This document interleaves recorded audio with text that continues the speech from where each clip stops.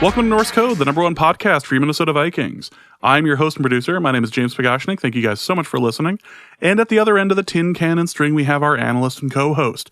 You know him from numerous blogs and podcasts around the internet, most notably from theathletic.com.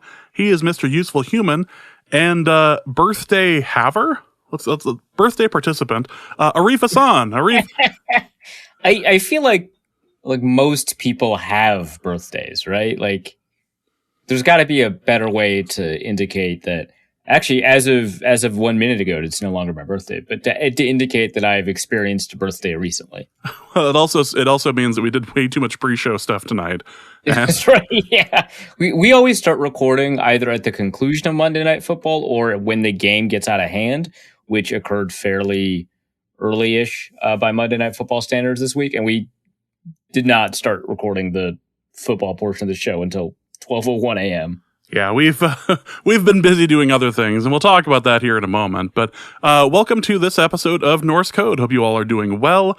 There is a Vikings win to talk about tonight, which is a little weird. It's going to take a little bit of getting used to, but I think we'll be able to talk about it here. We'll get through this weird moment together, I promise. So we've got that to talk about and plenty of other things as well. But before we start, just want to thank all of you for listening to Norse Code. If you would like to donate to the show, you can do so in one of two different ways. You can go to patreon.com/NorseCode and donate to the show there. That's more of a monthly subscription for $3.50 a month, or $3.50, which helps keep the Loch Ness Monster at bay. You get bonus material, and today you do get a bonus episode as well. So take a listen to that. That should be available around the same time that the regular episode is posted over on Patreon. So if you would like to hear an interview, you certainly can. Also, just want to thank two people in particular, to Raul Gozvi. Apologies. Let's go with that. Thank you for joining us over on Patreon, and thank you to Corey Goff, who increased their donation as well. So thank you guys so much. You guys are the reason we are able to do this show twice a week during the regular season. You guys are the reason we're able to do all sorts of cool things. Thank you so much to our Patreon people. Also want to thank our PayPal people as well over at paypal.me/NorseCode. That's a direct donation one time if you'd like to donate to the show there. Depending on what you end up giving, we also do give access to bonus material there as well. So if you guys enjoy that, check it out. Also, norsecode.threadless.com, about to launch the Christmas Arif gear. We'll be launching that here shortly. Oh my God, I totally forgot about that. So we'll be doing that shortly. Just waiting on one thing here before we actually do it. I'm not convinced on something, so I just want to make sure I got it right before we actually post it. It did go live for a second tonight, and I turned it off because I don't think the public's quite ready for it. You all missed your chance, your opportunity. I don't think the public's ready for it yet. I'm not ready for it. Well, we'll have to get you a hoodie with your face on it then. Maybe that'll change it. No, that might make it worse. We'll figure something out. Only one way to find out, I guess. We'll find out. And you can too over at norsecode.threadless.com. So we want to thank you guys so much for listening. And before we start, we just wanted to do something kind of fun, just because we'd been talking about it, and he had drawn the comic, and there's a rule that in Norse code lore, and this has existed since episode 1, maybe even 1.5, back when we were doing half episodes. That's right. That if you draw a webcomic that features the host of the show shooting the co-host of the show with a shotgun, you have to become a guest on. Yeah, long-time listeners, of course, know about this rule. We talked about it all the time. Mm-hmm. It's almost as popular as the 25-point negative extra point rule. Yeah, so everyone knows about it. So no reason to even rehash it. Yeah, Norse code, but it only applies once, which is weird. Yeah, very odd. It will not apply in the future. So I just wanted to bring Drawplay Dave on. He has not only did he design the Norse code image that you see on the podcast for the logo and everything, or the merchandise. He is the creator of the Drawplay, and he is Mr. Drawplay Dave. Dave, how you doing? Hi, I'm doing pretty good. Thanks for having me on. And we wanted to bring you on mainly so that I could have someone to point to and say, I didn't actually shoot a reef here. This was the result of Dave's doing, right? Maybe. Am I going to get off on this? No matter what confession you coerce from Dave, the fact remains that there is evidence of you threatening me with a shotgun before the comic is published, and then in the comic, I get shot with a shotgun. I just feel like there's not a jury on earth that would let you go. I don't consider myself a creator so much as a transcriber of events. That's what I was saying in the last episode. This is just not turning out well for me. I'm a medium, and the powers speak through me, and the powers say, you shot a reef. Yeah, so, I mean, this documentarian of reality, Dave. Yeah. I think really gets across what happened. Yeah, that's clearly what's going on here. It's just a situation that's just meant to ruin me. So Dave, just wanted to thank you so much for the comic. That was really, really awesome. The little things that were inside of it really caught the eyes of just about everybody who saw it, including the turkey trash bin and the Norse code Nessie being used to in order to break the optimism glass. That was a late addition. I originally had you just like breaking it with your fist and having it be all bloody, but then I was like, actually, it'd be really funny if a stuffed animal broke the glass. Dave, is there a particular reason why a reef continues to die in your comics? Basically because he's one of the few Vikings fans I know what he looks like. That's pretty fair. I mean, essentially, basically since the beginning, every time I've tried to draw like a random fan, I've just kind of from an artist perspective, you're pulling in just knowledge of people, for visual reference. So anytime I'm thinking about drawing a particular type of fan, I'm usually like, do I know anyone who is that fan? Who is a Vikings fan? Who is a Lions fan? Whoever that. I'll just use them because it's easier than making somebody up. So and Ty Schulter was the Lions I've fan. killed Ty more than I've killed you. Yeah. Oh wow. Well, Lions fan. I guess that makes sense. Yeah, it does. Yeah. And I mean, you also turned him into a Titans fan at one point too, which I suppose is slightly more. That's forgivable. A good comic, honestly. Yeah, I was proud of that one. That one was pretty good. I think Arif's favorite is still the Carson Wentz delivery. Dude, that made such a good Twitter avatar. Like, I'm still torn on this one being my Twitter avatar. People are responding. I was disappointed that you changed it. I thought you were going to keep it. Yeah, the explosion one. So I might go back to it. It has such a great personality for my Twitter feed. Right? Yeah. It's like how my avatar is basically my face at all times watching the Giants. I just can't bring myself to ever change it. When I realized that, because you draw yourself as a Giants fan, or sometimes you just draw yourself in the comics, when I realized that was you, I was like, oh my God, he's got a beard and glasses, and he's like a human with not Simpsons colored skin. That's wild to me. I tried to change the logo to an actual, I tried to give it a nose and actual pink skin tone, and it just looked wrong. The origin of that avatar is actually funny because I started the comic originally for the Something Awful forums way back, I guess 9 years ago now. And they had an emoji on those forums that was just kind of horrified face, which is the face under the helmet. And then somebody asked, this is hey, can somebody Photoshop a Giants helmet onto this horrified face? I'm like, all right, I can do that. And I made it. And I'm like, that's really funny. I'm going to clean it up and do a proper job. And then I just ended up making that my logo.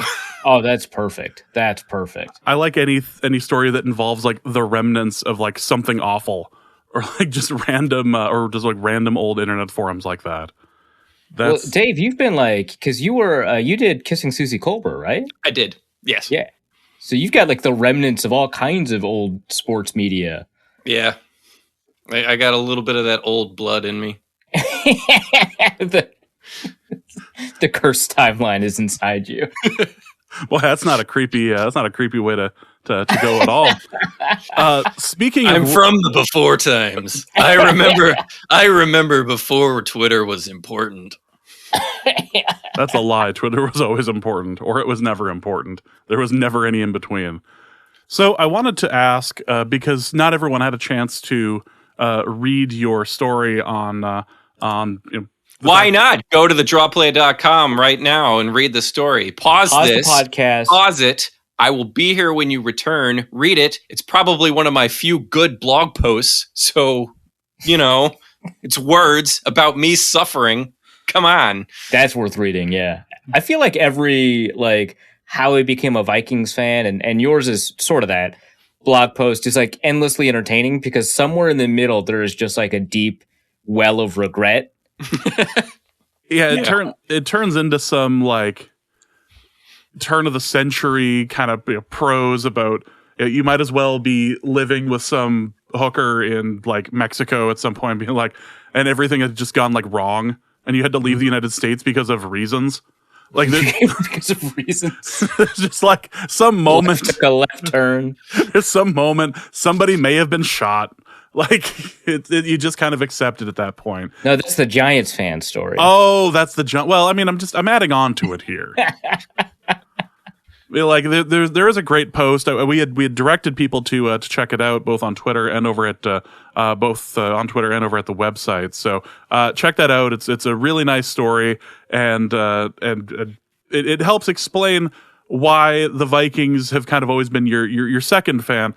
I did want to mention, kind of as a final thing, if we could just combine the Vikings and Giants thing for a moment with one of Arif and I's favorite Vikings moments is the Josh Freeman, Eli Manning oh my God. Monday Night Football A game. masterpiece. Incredible. Masterpiece. That's when I love football the most, because football is great when it's two great teams and they have a great game.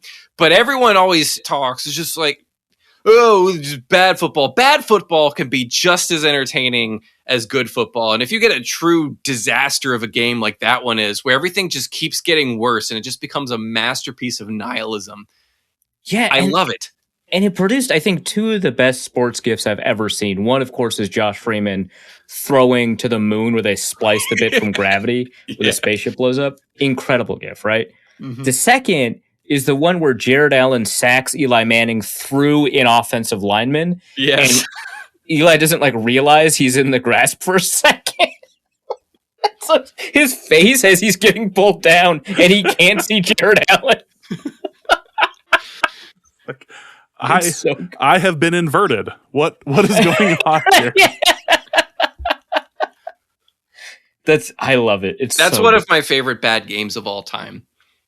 Yeah, when I did an AMA on Reddit, they were like, "What's the most bizarre game?" I immediately answered 2013 Josh Freeman against the Giants Monday Night Football. It's so memorable. It's that one, probably because my team was involved. I think if I had to be neutral, it would be the 6-6 Cardinals Seahawks tie from a few seasons ago.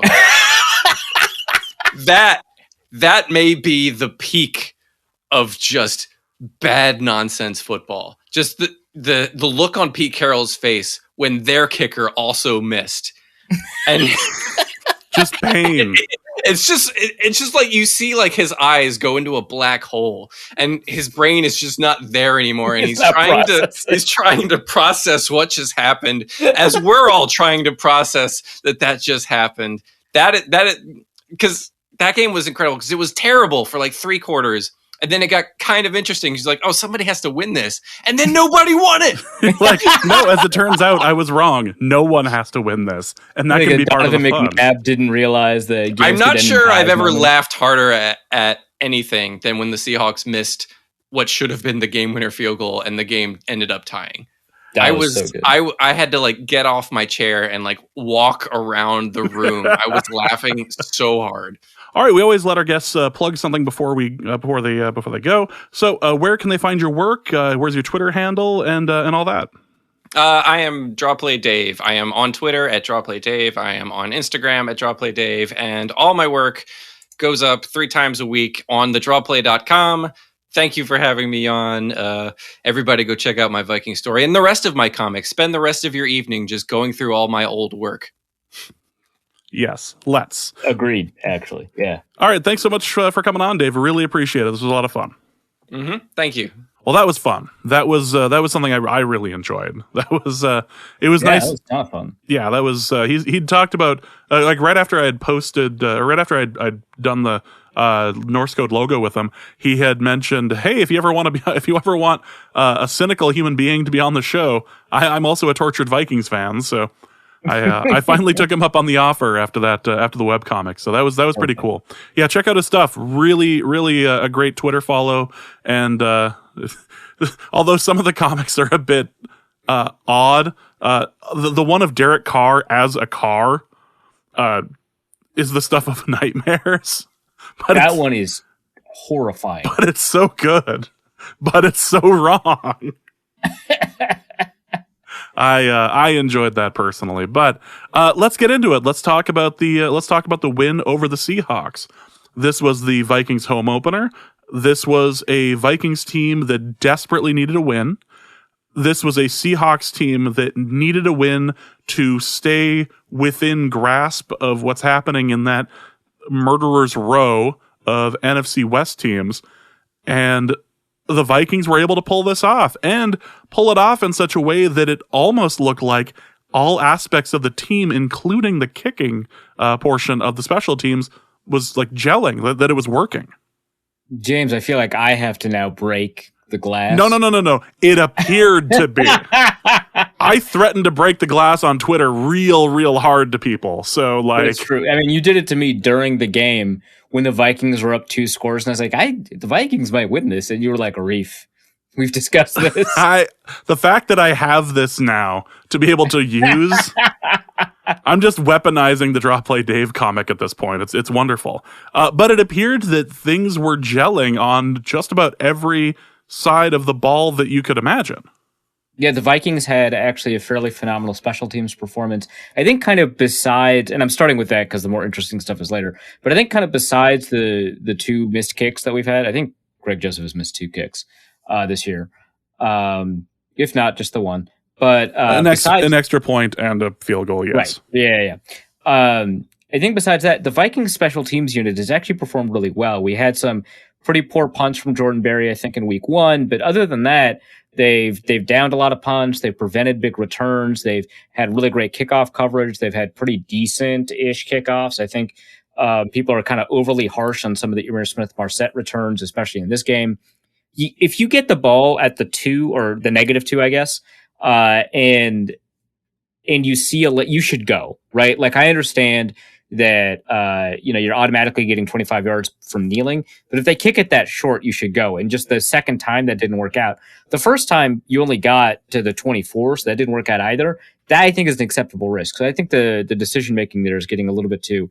Either way, the Vikings have what looks like an upper echelon-ish special teams unit through 3 weeks, which is just a very weird thing to say. I'm totally ready for the bottom to drop out of that. But right now, that's how it's working. And Jordan Berry had a really great game, especially the final punt, dropped it at the 1. Just really good with hang time, distance, and location, the 3 things that you care about for a punter, and had all of those, I think, in with room to spare in this game. But the more interesting stuff, I think, defensively, offensively. So defensively, there were really only 15 plays on defense in the second half, I guess. They were good. It was a good 15 plays, and they did a pretty good job preventing Russell Wilson from being able to take deep shots. I think once they knew that it was going to be a pass, they were able to. I think Everson Griffin said it in Monday availability really well. Is that once you were able to generate a 2-score lead and force them into passing situations a lot more often, you could rush with a lot more freedom. And so the Vikings end up with something like a 47% pressure rate on Russell Wilson, in that ended up being the 6th highest or so of the week among all quarterbacks, among all teams. So a really incredible performance, I think, from that perspective. Obviously, in the first half, especially in the first quarter, you don't really like what you see from Bashaud Breeland. Patrick Peterson gives up a big one. The problem, I think, with the way that we're talking about Bashaud Breeland is because of an objectively bad performance in week 1 and some critical mistakes in week 2, I think we're just less likely to provide benefit of the doubt might be the wrong word, but the same kind of play-to-play blind context that we would provide to another corner. So if Cameron Dantzler if he'd played in the game, which we'll talk about the whole thing with him in a bit, but if he had played in the game and had the exact same performance down to like the movements, right, that Bashaud Breeland had, I think a lot of people would say, hey, I'm glad we got an upgrade on Bashaud Breeland. This is promising. The statistics kind of don't tell the whole story, which they don't, because Bashaud Breeland gave up over 100 yards in coverage, and like 40 of them came in like the final drive. Like, who cares, right? So, I mean, giving up 60 yards is not good, right? But he did a pretty, like, he didn't get targeted that much. And after the game, I even got questions like, hey, the Seahawks didn't take advantage of the Bashaud Breeland matchup as much as they should have. And it's like, well, I mean, I guess not, but like, what if he played well? Like, that's another possibility, right? So I think that even kind of the elements that people are concerned about, aren't as bad as I think kind of the way we contemporarily look at it, right? Now Breeland, of course, like he ended up with like a 30 grade from PFF. So it's not as if I'm saying he secretly had a good game, right? And he has a 30 grade overall from PFF. He had a 50 grade. See, it's an improvement. A 50 grade in this game. So I'm not saying he secretly had a good game. He had 9 targets, right? He was targeted 9 times. And technically, he allowed 9 receptions. But a lot of that occurs in the final drive. And obviously, like the touchdown, you don't like to see it, right? But I don't know that like his play in that drive was worse than like Patrick Peterson's play in the same drive. I think he's having a bad year. I'm not like trying to, but I think that the way we would have evaluated this game, if it was Cameron Dantzler, would have been to say it was promising to get a better player in there. Whereas, his statistics from the first game look a lot better than his statistics from this game, but he played a lot better in this game. So I'm still concerned about Breeland. I think that that's a struggle that's kind of worth figuring out and finding a solution to. But I think that the way that people are talking about it is inflated by the fact that he had 2 prior games, one with like really notable moments and one that was holistically bad, that are kind of influencing the way that we're evaluating him. But yeah, I mean, Xavier Woods struggled, especially as a tackler, which, I mean, I think Bashaud Breeland missed a tackler too as well in this game. There were some problems in the back end. I think Nick Vigil missed a tackle or two, got pushed out in the run game. Eric Hendricks finally had, I think, a complete game, which, I mean, he's been kind of up or down so far this year. I think we kind of remember the good stuff more than the bad stuff for the exact opposite reason with Bashaud Breeland, because we expect, Kendricks to play well. And so when he misses, 6 tackles in the first 2 games, we're like, well, he'll get that cleaned up. And that's like a fair kind of heuristic, but I think it's also fair to say that tackling was part of the reason that the Vikings had such issues in the run of those first 2 games. Here, I thought Kendricks had a really good game. I think his tackle numbers are lower, but he was kind of where he needed to be more often, and he didn't miss any tackles. And then Vigil, he ends up having a lot of tackles, I think more than Kendricks. But I think he's somebody that's going to be kind of difficult to evaluate game to game because he's got some pretty high highs and some pretty low lows. But yeah, defensively, I thought pretty good performance, primarily a performance where you want to take a look at that pass rush and say, Danielle Hunter had a great game. He had like 7 pressures. He had like a 17% pressure rate. It was like, he had like the 7th most pressures of week 6. So that's really great. Obviously, he didn't end up with a sack. Everson Griffin does have a sack. Great game from Everson Griffin as a rotational rusher. Good game from Michael Pierce. Really good game from Dalvin Tomlinson.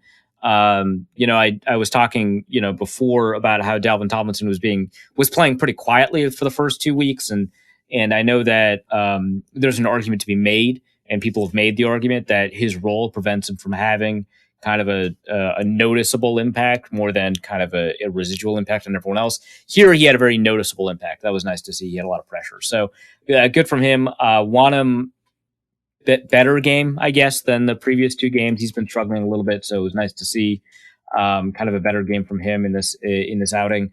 I'm still, kind of want to see more from him. But he got like worked in the running game in week 1, and here we didn't really see that, so that was good. But yeah, this is primarily a story where the defensive line, I think, gets to take on a good chunk of the credit. But we do have to point out that in the second half that those throws aren't there for Russell Wilson. even as he scrambles around in the pocket and he's looking downfield and he's taking some extra time, yeah, that pressure is forcing incompletions, and that's true. And, Tyler Lockett not being available for like the end of the game for that final stretch also plays a role and kind of helps, hide Bashad Breeland. But the coverage, I'll take a look at the all 22. I'm taking a bigger look at the offense because that's the story I want to write for my next piece. But the coverage was there. I trust enough in Russell Wilson as a quarterback that if the Vikings were kind of getting burned, but were only getting saved by pressure up front, that Wilson would have found a way. Because that's been the story, right, of the Vikings against Russell Wilson. They find a way to get pressure against him. But then if there's a break in coverage, he absolutely exploits it, and then the Vikings lose, right? But just as a quick aside, so I was reading something from Field Gulls today that kind of gave their explanation as to what was going on, and their point of view on this was that because of the situation that the Seahawks had found themselves in, Russell was being forced to take his first read. He wasn't allowed to kind of move around and, look further down the field. He kind of had to choose his first read, and that was leading to drops, that was leading to misses, that was leading to problems because he couldn't do anything at that point because his first read wasn't very good on just about every play he had, and the Vikings defense was choking him on it. Do you feel to me implies pretty strong coverage from the back end? Yeah. So, I think that holistically the defense play, I think that if you were to give one unit the win, it would be the defensive line. But this is well worth a look, to see kind of what happened on from a coverage angle, the back end. So that's what happened defensively. Offensively, the Vikings game planned extremely well. DJ Reed, the cornerback for the Seahawks, said after the game that they were essentially, let's see if I can figure this out. That they had schemed us up or something like that, I think is what he said. That's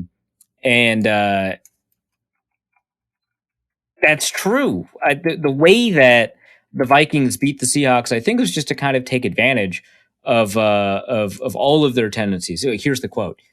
They schemed our ass up. Nothing else to say. We got schemed up. It felt similar to the Bills game last year. We couldn't get off the field.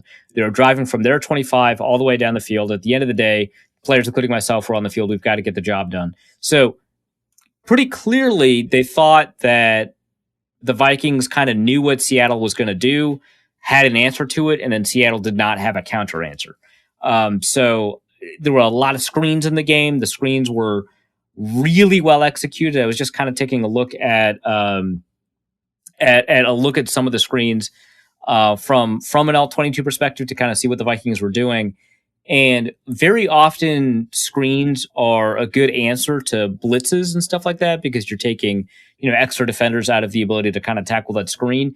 So you want to get rid of the ball quickly when your offensive linemen begin to release. And here, that's not really the same thing. The Vikings knew that if the Seahawks weren't in pure zone coverage, that they'd start carrying these receivers, especially like in the 3-by-1 sets that the Vikings would use. They'd start carrying these receivers up the field. And so you've got, Justin Jefferson running a crosser away from the screen. You've got Adam Thielen going up. You've got, Tyler Conklin kind of sitting on the opposite side of the field on an over. And they knew that, you could take Bobby Wagner away from the play by putting him in coverage, and then they would run the screen. And the problem with that is that you have to hold on to the ball a little bit longer. So I was tweeting throughout the game that, hey, this screen looked really dangerous, but it worked. Wow, that screen looked really precarious. It looked like it had a disaster written all over it, but it worked. I didn't realize kind of why it looked so haphazard until I rewatched the game, with the top-down perspective. And it's because the Vikings were waiting for coverage to clear out as opposed for the blitzers to come in. And Seattle has been blitzing more often than they used to. We discussed that with Matty Brown, that they blitz more often. They had like an average blitz rate this year so far, whereas in like 2013, 2014, 2015, that cover 3 scheme, they were one of the lowest in the league in blitz rate. But Jamal Adams, you want to blitz him. He's really good going downhill. And so sometimes they would take advantage of Jamal Adams' aggressiveness and get a screen going and get, the Vikings players moving in the opposite direction. Here, they would do that a little bit, but a lot of times they were just like, we know how to clear linebackers out, so we'll do that. We know that the way their defensive linemen attack upfield, so we'll let that happen. wait a little bit longer to release on the screen than we normally would, and then wait just a half a tick longer even then to get rid of the ball over the screen. And so I think that I don't typically like to praise quarterbacks for their throws on screen passes because those are throws you should make. But the ones where he's like lobbing it over Bobby Wagner, or lobbing it over like LJ Collier, like these guys with long arms, and like, Wagner knows what he's doing, right? Like he knows how to stop a screen. His ability to kind of lob it over and hit Alexander Madison, who demonstrated some really good hands, especially on some of those. Really excellent stuff. So that, I think, played a big part. I mean, they had like 5 or 6 throws to Madison that ended up getting them some like 55, 60 yards in just those plays.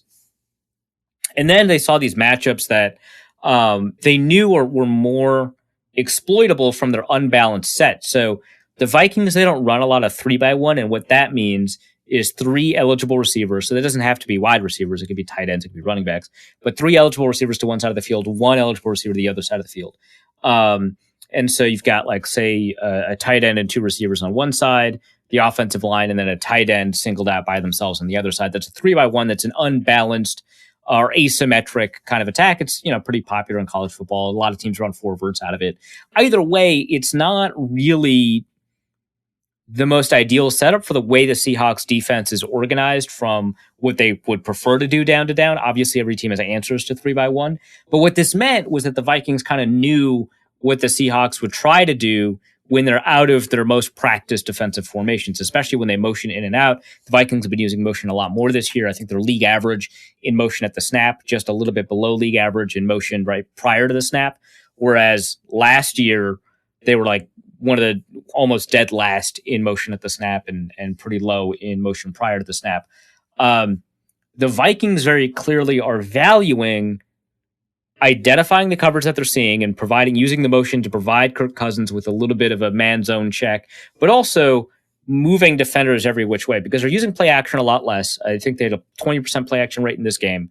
I asked Kirk Cousins about it after the game, and I misspoke because I said, hey, on that first bootleg, you got nailed. That's not true. That first bootleg was to Tyler Conklin. He didn't get hit.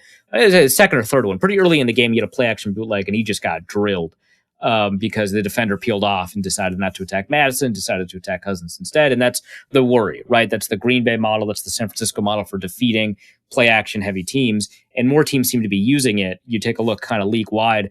San Francisco is using play action less because of it. I think Tennessee's using play action a little bit less because of it. That has forced the Vikings to do some other stuff to get defenders moving the wrong way. Motion is one of their answers. So that's what we saw in this game, and it resulted in some really good stuff in the short game. We saw like the red zone stuff is still, they're worried about the red zone because they haven't been converting scores in the red zone, and the red zone offensive numbers have been pretty bad. I'm a little less worried based off of just kind of the concepts that they're running and the players that they have. Like Adam Thielen is fantastic in the red zone. The double post that they ran there was really good.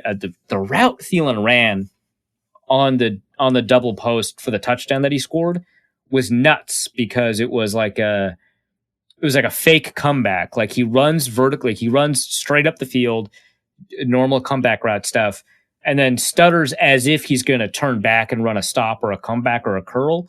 And then immediately heads into the post and he's wide open because the defender just moves their hips the wrong way for half a second.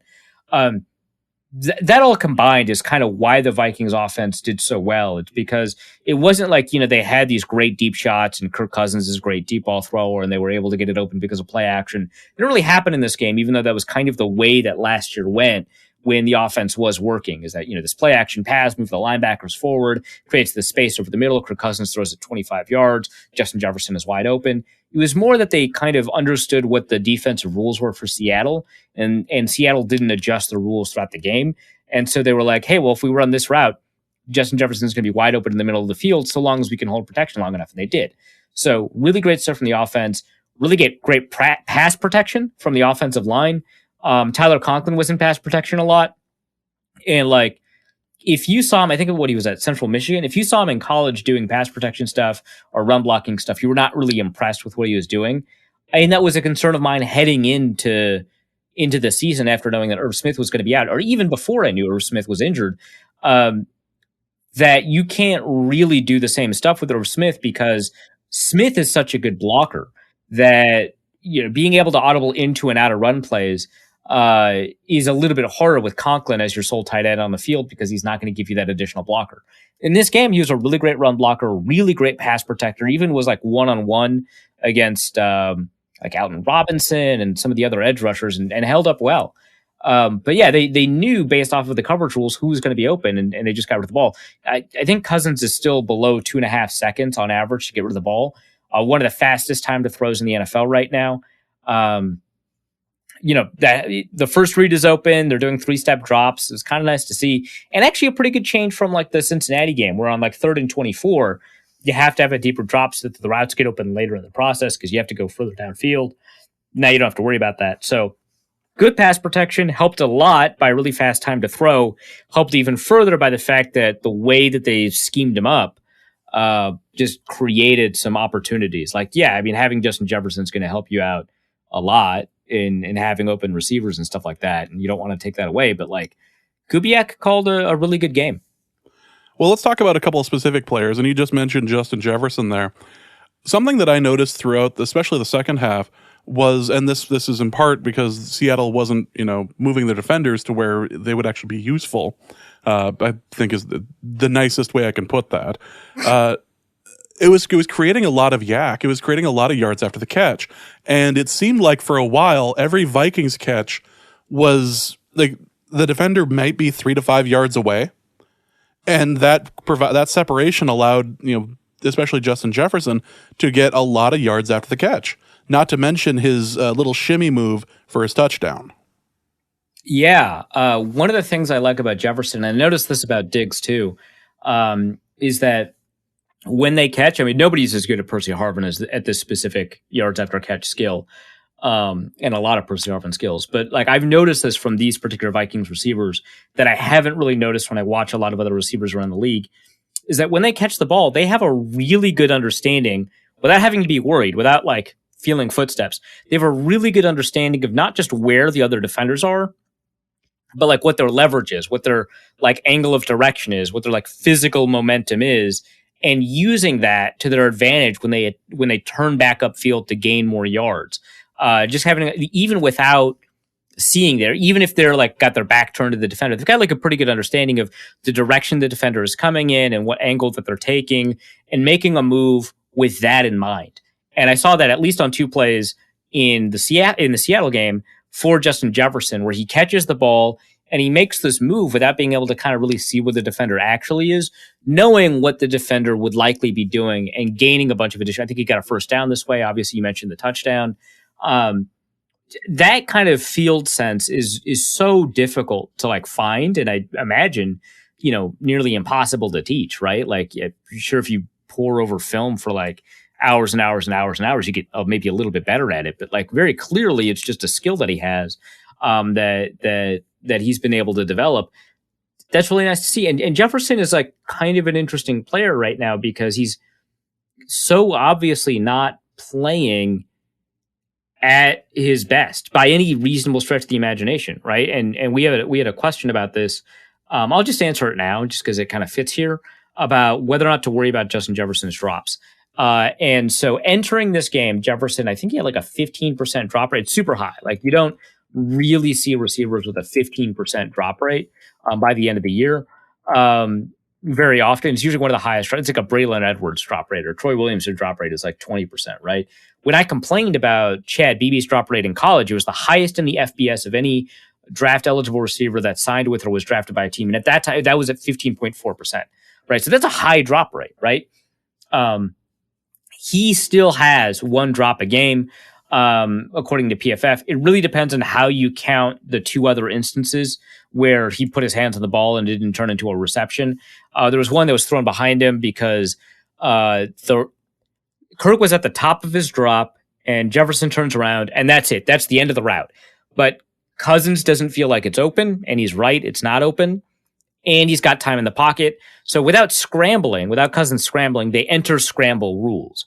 And Jefferson moves out, and Cousins throws, and they're just not in sync on what those scramble rules are in that situation. And so he throws it behind Jefferson. I don't know if it's anybody's fault, but Jefferson gets his hands on it. He drops it. I don't think that that's the one that PFF counted as a drop. He also has another one that could be counted as a contested catch. He got his hands on it. So he either had 2 drops or 3 drops in the game. Maybe you say a lost contested catch. He also won a contested catch in this game. But he has a 25% contested catch win rate for the year, 3 drops, and it looks like PFF is being generous with that measure. So a 13% drop rate.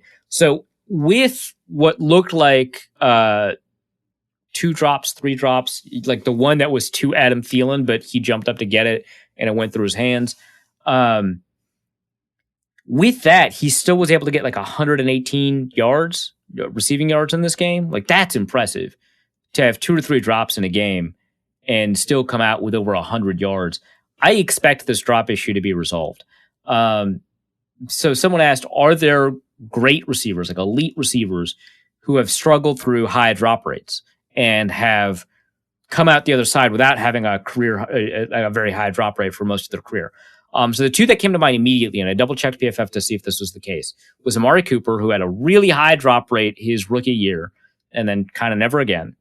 And then Calvin Johnson, who had a really high drop rate his second year, actually. So this is pretty good analogy here. Obviously, they're not similar players, but like a pretty good, comparison. Like, he had Calvin Johnson in 2008 had 13 drops, a drop rate of 14.6%. Amari Cooper in 2015, his rookie year, had 18 drops, a drop rate of 20%. Both of those went away.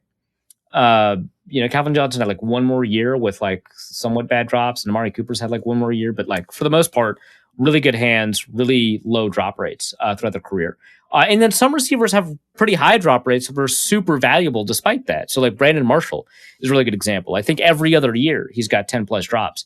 And he was one of the top receivers in the league for a while despite that. So like, drops don't define how good a receiver is. I'm saying Jefferson had a really good game, right? And he had a drop, so or 2 or 3. So I'm not worried about it, and I also think that like it's going to come back around. That this is not going to persist. He did not he had like his scouting report, like the Dane Brugler scouting report, said he had a drop issue in college. He had like 8 drops. He also had like 111 targets that season. I don't think that drop rate is like crazy high. So based off of his rookie year, based off of the final 2 years he had in college, he doesn't seem like a corner that has a lot of drops. So I'm not concerned about it. There are instances of other elite, really high-level receivers that have had 1 year where they've had a lot of drops. I would not be shocked. I'm not going to look it up right now, but I would not be shocked if like you had 1 year what DeAndre Hopkins did, right? So based off of what we know about Jefferson, not a huge issue. Based off of what we know about receivers, we tend to over-focus on it.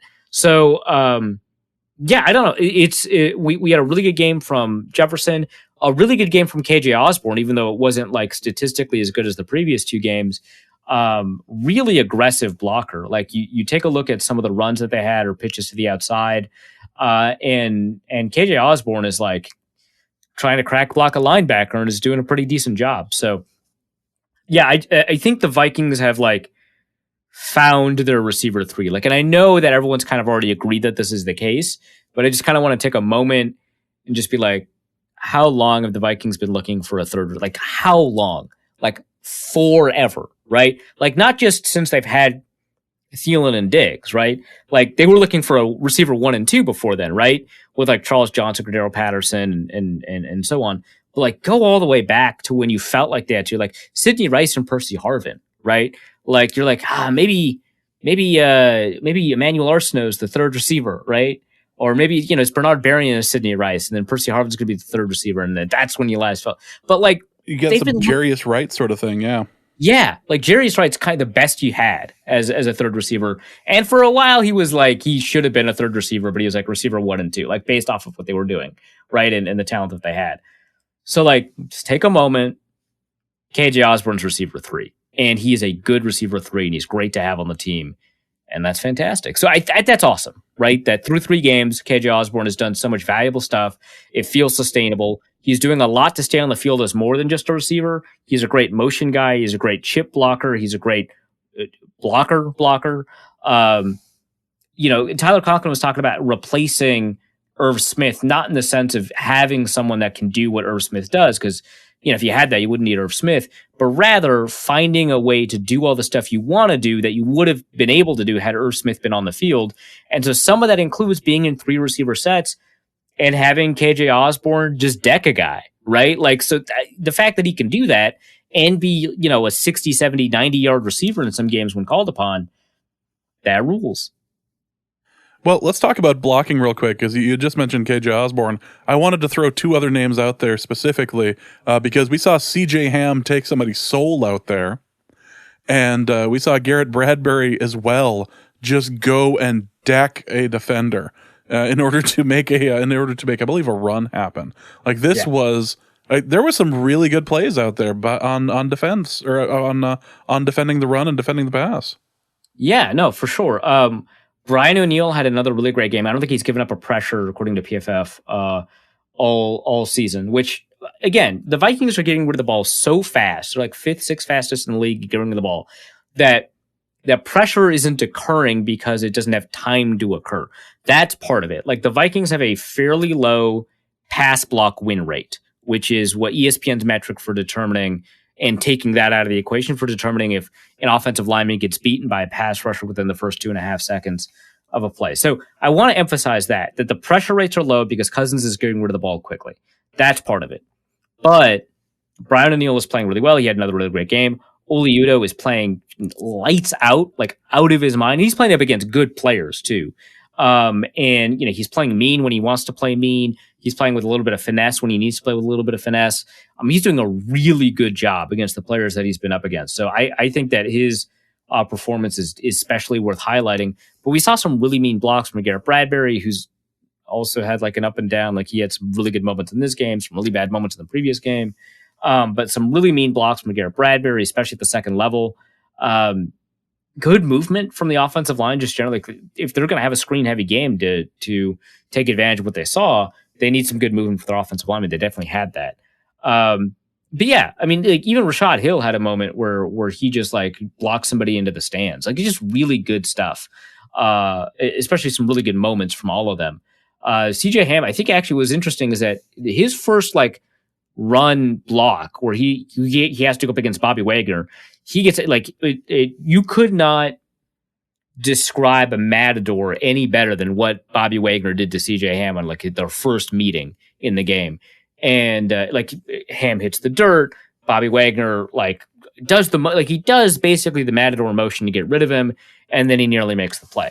And then after that, Captain Ham had a really good game as a blocker. Like, you threw out some really great blocks. Mind you, Seattle was banged up. They lost Jordan Brooks partway through the game, so they had to play Cody Barton. And Jordan Brooks in college was a really premier run defender. We talked about that in the preview episode. Like, despite the disagreements that Maddie and I had about him as a coverage defender, and he did give up the touchdown to Tyler Conklin, I want to say, in the first drive.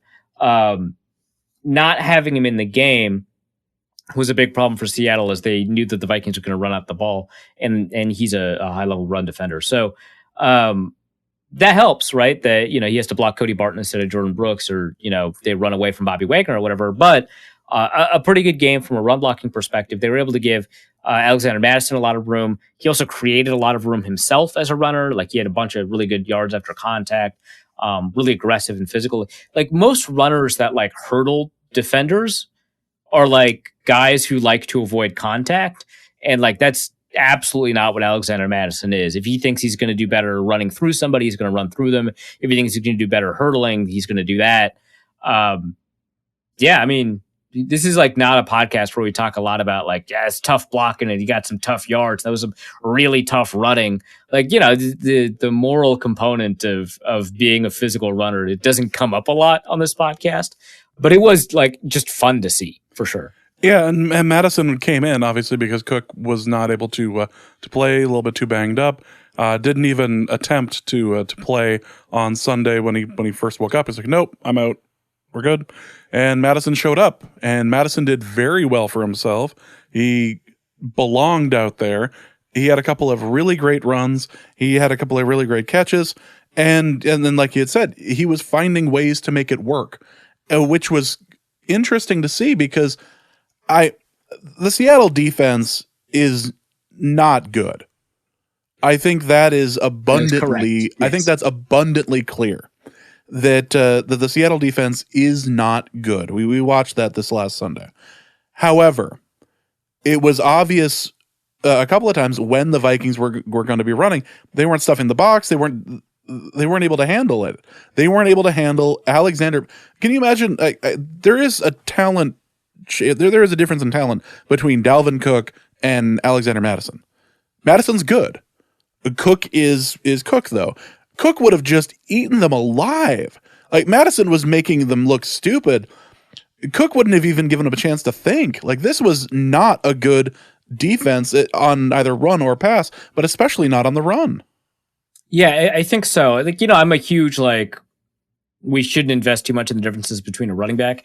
The thing that makes Cook significantly better than Madison as a back, maybe not in terms of maybe not worth the difference in their salary or anything like that, but the thing that makes him better as a back, his ability to turn these 10 plus yard runs into 40-yard runs, right? Like that's so huge. Like obviously he's got really good vision. I would imagine he's a little bit better than Madison's. I think his plant and go is a little bit better.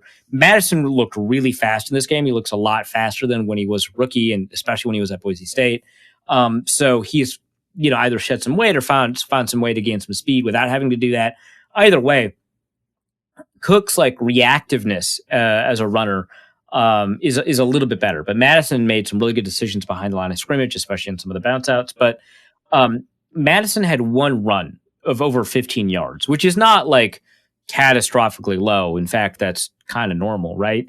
But on that one run of 15 plus yards, it's a 24-yard run. He had 3 runs of 10 plus more yards. One of those occurred, I think, on the second or third run of the game, right? Great. What Cook would be able to do is turn a lot of those 10 plus yard runs into 15-yard runs, turn some of that 20-yard run into a 40-yard run.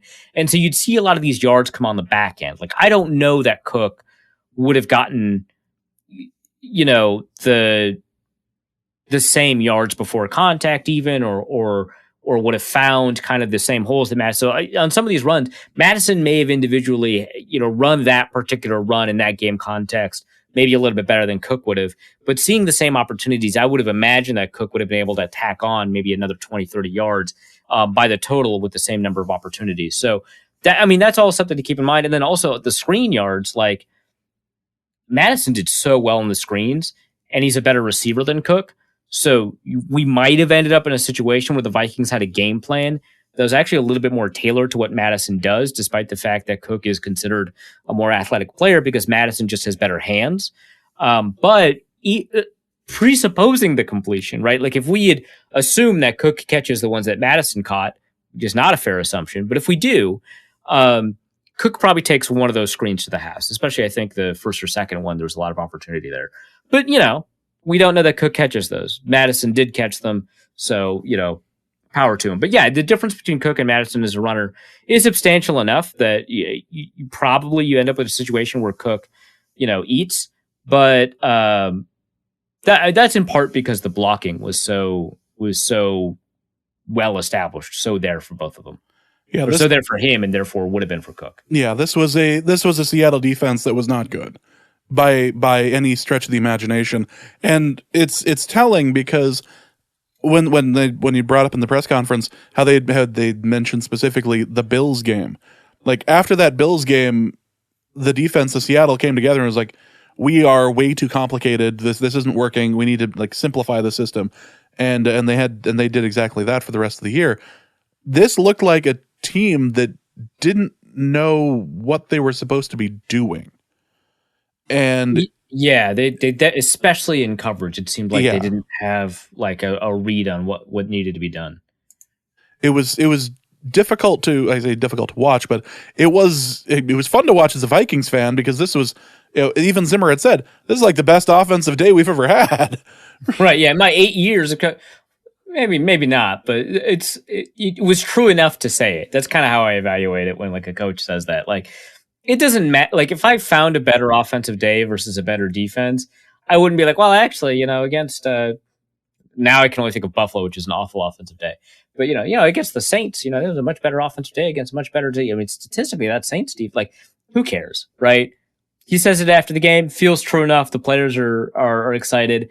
The fact that it feels true enough, that's the story, right? Not whether or not it actually was. So, Zimmer has always been frustrated with the offense. This was a good offense to him.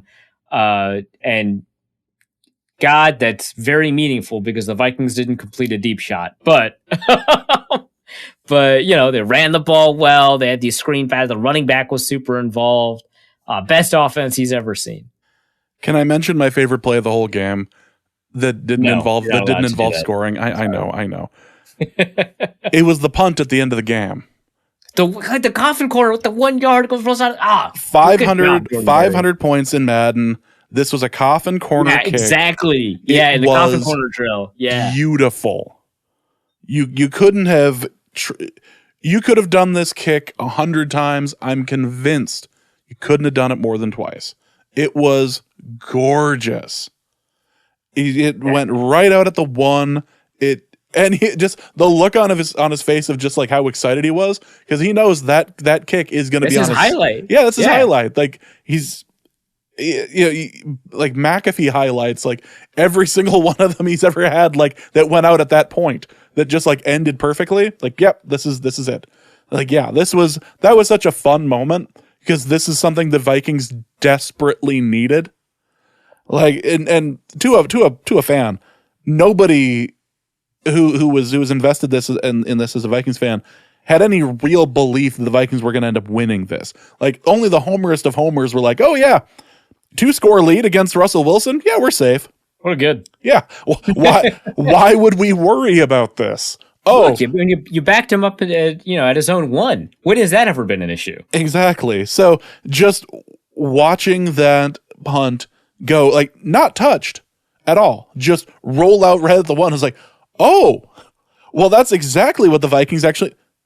Is it possible this is going to actually work? Where's that glass? I need to make sure that I can break the glass just in case. Like, yeah, that was such a fun, like, oh, the Vikings might actually do this. Unbelievable. Is there anything else we need to add about the game itself here? I feel like we covered most sides of the ball and everything. Defense did very well. Russell didn't really have a chance, and once they had to change their game plan from actually being able to run the ball to throwing only, the Vikings just smothered them. So there wasn't really much more they could do. For sure. Yeah. So I think we covered most of it. Some of the details will come up in the mailbag, so we'll answer that then. Yeah. All right. Well, let's head over to the mailbag. And the first question that we're going to have is for, and I'm going to try this. I'm going to see if I can do this in one take. Ahem. Nick Olson asks, for a Reef's Coroner corner, hey, what should Zimmer do about Breeland's poor play? When you say you're going to do it in one take, and for the listeners at home, this was one take. He didn't have to repeat it in the course of the show, but he did practice before the show. Well, so I will say he was not sight reading it. So give him that. But fine. What should Zimmer do about Breeland's poor play? I don't know. Nothing. So here's the thing, right? And this will get rolled into the Cameron Dancer question we're going to get later in the mailbag, unless James has already deleted it.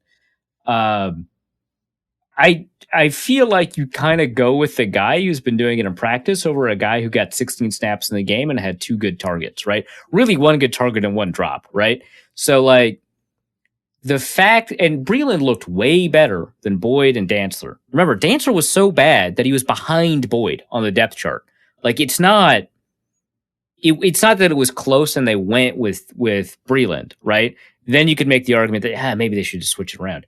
No, Breeland was so far ahead of Dantzler and Dantzler was so far behind that another corner, one that nobody likes, at least, from a fan perspective, leapfrogged him, right? So they weren't close at the end of training camp. And in practices, when you see them play, which I haven't seen practices, they don't the media gets to watch the training camp practices. We do not get to watch the regular season practices. We show up for walkthroughs, we do availability. We note some interesting, hey, it looks like they're trying Wyatt Davis out at center or whatever. We write that down. We go out. We tweet about what we see. We ask some questions, and that's so we don't get to see practice, right? So I don't know if Dancer's having a good practice or a bad practice. My understanding would be, right, that Breland is having better practices than Dantzler. And like, what's kind of the number one rule of Vikings fandom? It can always get worse. Like, it can get worse. Why are you always? It can get worse. That's all I have to say. When you like ask like what should Zimmer do about Breland's poor play, I think the answer is coach him up, right? Because I don't think that there's a way that you could put in another player and expect more. Now this gets rolled into Cameron Dantzler's like post game tweet, which well, let's get to that right now. Then Kenneth Allen asks, what do you make of Dantzler's cryptic post-game tweet? Reason for concern or just a frustrated player blowing off steam? He seemed to try to explain it away, saying not everything is about football. And then today, Zimmer said he was going to have a chat with him. He tweeted about it like a minute after the game. Are you not everything's about like when Kadarius Toney clearly lied about his subtweet Instagram post about how frustrated he was. He at least did it like during the week. Right. And so you could just be like, yeah, I just, the weather, right? I'm getting sick of the weather here. It's New York, right? I'm from Miami. Like you could lie and you'd be like, all right, I'll give it to you. Cameron Dantzler, the first thing he does, he goes to the locker room, picks up his phone, he tweets that out. It's very obviously about the game. And we know that because after it takes him like 10, 20 minutes to delete the tweet. And I'm in a Zimmer presser when I see this tweet, right? Like, so I know it's happening immediately after the game. So then like 20 minutes after that, he tweets out something like, so glad to get a win for the team, right? Like, obviously, dude, like if it's not about the game and it's something private, keep it private, right? Like don't tweet it out. Like you got to know, right? He scheduled that. That's a scheduled tweet. He was expecting to be home by then. He like delete in case he played. He just goes home and he deletes the tweet. Exactly. It's like that's like such a great villain move. Like if you kill me, then I won't be able to stop the timer that goes off every single day that sets off the bomb. Well, if you don't play me, that scheduled tweet's going to go. I have to go home and unschedule the tweet. So your choice, Zimmer. It's a Madeline Wunsch thing to do from Brooklyn Nine-Nine. So it's it's very possible. Right. But so like is it a reason for concern? Yeah. Is it a frustrated player blowing off steam? Yeah. Is it like huge? Not really, but the reason it's a problem from more than just a PR perspective is that it's also telling that he doesn't know why he's benched, right? Like, it's not just that he's frustrated. It's fine to be frustrated. I think that if you see the person ahead of you on the depth chart struggle and you don't get an opportunity to go in, like, I know, but like when I played football, the guy ahead of me on the depth chart, and mind you, more than one, I was not great. There's more than one person ahead of me on the depth chart. Was ass. He was awful, right? And I was like, put me in. And my coach wouldn't put me in all that entire game, that first game of the season. And I was pissed off. Part of the reason he didn't put me in is because I kept asking. But like, I get that frustration. When I was on my college debate team, I was not the top team my first year. I was super frustrated about it, right? Like, I get the frustration. Like, you see someone ahead of you on the depth chart, getting more resources devoted to them, more practice time, more everything, right?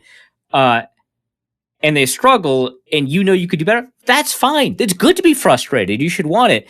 Airing it out publicly means a couple of things. One, you don't know why you're behind in the depth chart. Two, you don't respect the reason that you're behind that person on the depth chart. Three, you don't respect the head coach, right? And if you don't respect the head coach, why would we believe that you would take instruction from them when it comes to things like, the technical aspects of the game and the technique instruction and so on and so forth? And then like four, like it happened after a team win. Like if he tweeted that out after like a loss where they get blown out by 40 points, I'd have been like, you know what? Let it fly, man. That's nuts. That, they're getting torched for like 10 yards a pass. They're all aimed at Rashad Breland. They don't even make a halftime adjustment to put in a different corner. Like, no, they're winning. and the Seahawks scored like 17 points or whatever, right? Like, it's fine. Like, Breland gave up 100 yards, fine. They scored 17 points. So, I mean, I didn't even cover half the reasons this is a problem. So, like, yeah, he's blowing off steam. Yeah, it's not a huge concern, but it tells you a bunch of stuff that, like, by proxy might imply that this isn't, like, he hasn't gotten to the point where he's somebody that you can trust as a team player. Is he going to get frustrated during a game? Like, if a call doesn't go his way, is he going to, like, let that, like, how is he going to have, what was it Ted Lasso always says, goldfish memory, right? How is he going to have the kind of, like, goldfish memory that you need to have as a corner when a call doesn't go your way, or if you just give up a long touchdown or whatever, and kind of have that confidence? Say one thing about Bashaud Breeland.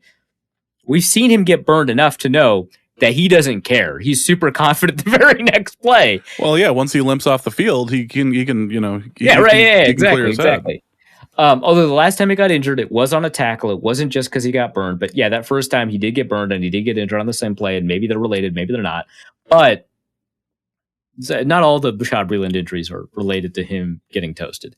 But that's a concern. Like, if he gets, like, frustrated at a ref because there's a bad PI call, which is an inevitability for any corner, and you can't not tweet, what else can't you restrain on a field, right? So, like, a bunch of concerns here. So Zimmer was very clearly upset. We asked him about it today. So we're recording on Monday. We asked him about it today, and he's like, "Yeah, we're going to talk to him." Like, and when it's the one sentence, you know that's pretty bad. The same way that Chris Boyd was had him on the depth chart, we asked, like, "Yeah, Chris Boyd's playing better." One sentence, so you know it was bad. Yeah. Yeah, and, like, for people, and then the one last thing is that, I tweeted out the deleted version of the tweet because I knew he was going to delete it because the team was going to tell him to delete it. And a bunch of people in my replies were like, "He's right." I already addressed some of it, like Russell Wilson gave up 17 points, whatever. And also, this is not the forum to air out those grievances, like, all of that. But, like, also, you don't know that he's right. Like, Breeland might have had a really good second half until that final drive where it didn't matter. And, like, Dancer might just be playing like garbage in practice. And if he is, how could you justify playing him? It could be a situation where he's just not playing well in practice intentionally because he's kind of protesting the decision, and then actually playing fairly well in the actual game itself when the guy ahead of him needs to be out for a little bit. And how would you know? Like, as a coach, like, if that's the case, yeah, you couldn't possibly know that. And so you don't have the information needed to make that decision. Yeah. Let's change it up and talk about the O-line real quick. Tim asks, I know Seattle's pass rush isn't the greatest, and it's a small sample size, but Oli Udoh has seemed to play very well since he took over. What do the numbers say? So Oli Udoh has given up 3 pressures in 3 games, and it actually is 1 pressure each game. The pressure rate of 2.2% ranks really high among guards that have played all 3 games. His efficiency ranks 15th best among guards, and PFF's efficiency metric counts sacks twice as much as it counts hits and hurries because of the impact that it has, like the not predictive impact, but the in-game impact is twice that. So he's playing really well, and he's going up against, like, he went up against JJ Watt, he went up against Poona Ford, who I think is a really underrated, both a 3 technique and a nose tackle kind of player. And his run block win rate, I think, is, like, fairly high. That's not technically, available by PFF, but it should be fairly high. His grade is really high. I think he's the highest graded Vikings offensive lineman right now, which means he is above Brian O'Neill, who's technically has not given up any pressures. Yeah, I mean, the numbers like Oli Udoh. All right, next question is going to be from Ethan, who asks, is Dalvin Cook being such a good running back holding the Vikings back? Would they be a better team with an average running game? This season's 3-game sample size seems to suggest so. When Dalvin Cook went out in previous seasons and Alexander Mattison was in, I don't think the offense got better. So it would really just be a this season kind of thing. But I think there's a good argument here, right? It's like not Dalvin Cook's fault that this might be the case, but it's like there's another better name for this paradox, and I'm sure Bill Simmons has like 8 million versions of it. Like, it might even be a version of Ewing theory. But one of the statistical paradoxes this matches is Simpson's paradox, where a team can have more yards per carry and more yards per attempt than another team, right? But or they might have the best yards per carry in the league and the best yards per passing attempt in the league, but they have one of the lower yards per play in the league. And that would be because they're running the ball more because they're better at running the ball and not passing the ball more. Whereas a team with average yards per carry and really low yards per pass attempt might have more yards per play because they're throwing the ball more. And so you're more efficient doing the thing that you are relatively worse at because it just happens to be a more efficient class of play. So that's kind of a version of Simpson's paradox. So the Vikings being good at running the ball might encourage them to do the less efficient play. It's kind of interesting. The Vikings are not actually all that bad at running the ball in second and long, but long term, they're not good at it, right? Relative to passing. So that's a consideration. It's always kind of like a weird one because you have to it's really just more about the biases that go into the decision-making process than it is about, getting a worse player so you don't tempt yourself into making a bad decision. Like you always want to have the best available players, but it's possible. And there's a theoretical underpinning for why that would be the case. My understanding of previous seasons is that this did not bear out, that the Vikings were actually better with Dalvin Cook on the field than with Alexander Mattison. Well, let's go to Luke Braun, who asks, what's the best bad faith way to deny Kirk Cousins credit for this game? My brand, it's very sick. Help. It's actually not that hard to deny Kirk Cousins the credit, right? Because a bunch of these yards for Cousins are fair. Like if I'm going to take on this persona again, a bunch of these yards for Cousins end up being very empty. At the highest rate of short passes, so passes between 3 and 8 yards in week 3, was Cousins, right? He had an enormously high number of short passes. Like it was Ben Roethlisberger-esque, except he was actually able to complete some of these short 3 to 8 yard passes. That means his yak percentage or his yards after catch percentage was really high compared to the rest of the league. I think he had a yak percentage of something like I've got it right in front of me actually. It was above 50%. It was 52.0%. So it's top 8 in the league in terms of yak. And the thing that really gets it is his air yards per attempt. So completed air yards per attempt is 19th or 20th among the 30 quarterbacks that I've got data for because we don't have the Monday night data yet. So he had a fairly average performance, helped along by the yards after the catch that you were able to get from, Alexander Mattison on the screen passes, by, Justin Jefferson and Tyler Conklin, on those short passes over the middle, especially on those crossers. And he's benefiting from just the really wide open looks that Seattle's giving. I mean, we talked about how great the Kubiak game plan was, and he was able to clear out all of these defenders over the middle of the field to take advantage of the receiver that would enter in late and be able to get that.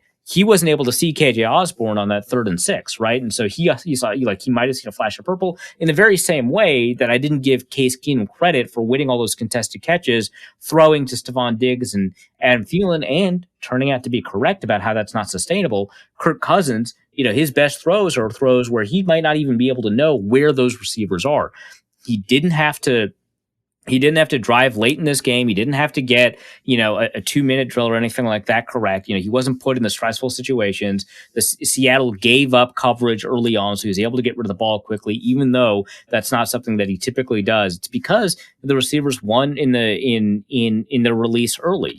Cousins getting rid of the ball in the first read. Every quarterback knows how to get rid of the ball in the first read. So he gets rid of the ball quickly. There's no pressure arriving. He gets credit for the fact that his receivers get open. And on top of all of that, Cousins still doesn't have a win above a plus 500 team. Seattle's 1-2. I was just about to bring that last one up if you didn't. Jeremy McGee asks, taking away the first half in Cincy, the offense seems to be rolling. How would you attribute this to the following categories? Kirk balling out, offensive line, younger Kubiak scheme / play calling, and just crap defenses in Seattle and Arizona. I think all of those play a role. It was kind of funny. I was on a Seahawks podcast, I think a Hawk Blogger podcast, I think. And I said that exact phrase, the offense is rolling right now, right? And they looked at me kind of confused. The Vikings' 3rd down percentage is really bad. They haven't scored a ton of points. Obviously, Cincinnati, you'd expect them to be able to score more points against that defense. Their red zone percentage is really bad. Reef, why would you say that the offense is rolling? And I was like, just watch it, man. Like, I don't know how else to I don't think that I'm statistically wrong on this. Like EPA wise, I think they were like 14. So it wasn't like amazing, but you take away those penalties. Like Jeremy said, you take away the first half in Cincy where all these penalties are, and the offense is rolling. Like it's moving the ball. It's getting into scoring position. It's not converting all those red zone opportunities, but it is getting to the red zone a lot. And that's the first part of the battle. I expect them to be able to turn those red zone opportunities into touchdowns. So, how much of that is Kirk balling out? I think so. I'm putting down the Kirk doesn't get any credit for the win hat and picking up the this is what I actually think hat. I think Kirk playing well has more to do with the pressure rate than the offensive line blocking well. And I think that this offensive line is substantially improved over like the previous iterations we've had of Vikings offensive linemen going all the way back to like 2012. But I think that the low pressure rate and the low sack rate is more Cousins getting rid of the ball quickly. So I'd like, if I were to tier that, I'd say Kirk above the offensive line. And then in addition to like that gets rolled into Clint Kubiak's play calling, which is doing a really good job of finding the ball in space, getting rid of the ball quickly, taking advantage of the fact that your receivers have the best release in the league. Both like Adam Thielen and Justin Jefferson are so good releasing off the line of scrimmage and taking away opportunities for press cornerbacks to make contact, and taking advantage of that. Like there's a bunch of like slant flats in the offense, and it's like that's like a very boring play. It was kind of famous in Green Bay for being the only play that was it McCarthy was the play caller, I think, too, that McCarthy would call for Aaron Rodgers, which is like nuts when you've got an arm like Rodgers. But it's a good, like the reason it's in playbooks is because it's pretty good and it's kind of simple. And you've got like a running back running into the flat. You've got your receiver running a slant and you've got good receivers for those slants. So like the play calling is playing a really big role in this. So I would say, Kirk 1, play calling 2, offensive line 3, and probably these bad defenses, I put it above the offensive line. I'd put it somewhere in the play calling bracket. So it's like Kirk, the quality of opponent and play calling together is tied for 2. And then number 4, the offensive line. But the offensive line is better. So that's kind of how I would attribute it or rank those 4 elements in terms of how well the offense seems to be doing. Let's go to Ben, who asks, can you break down the analytics for the fourth quarter, 4th and goal from the Seattle 1-yard line? And what call would you have made?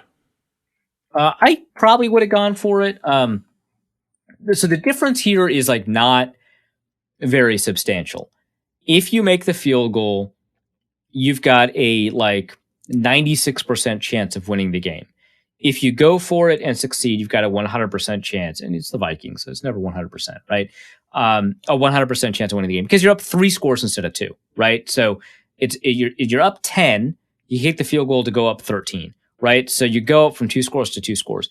This is not that substantially different from Eric Eager's piece on why it is worse to go up 6 than like if you go from 3 to 6 than it is to attempt to go for it, because teams materially change their play calling to a more conservative bent when they're down by 3 late. And so they play for the field goal and the tie. And what that means is that all they're doing is playing for a 50% chance to win, and that's an uphill battle for them. So they're fighting for the tie. So when you go from 10 to 13 or whatever, right, you're still losing if it's 2 touchdowns, and you go up 6 if they score 7, right, is what that means.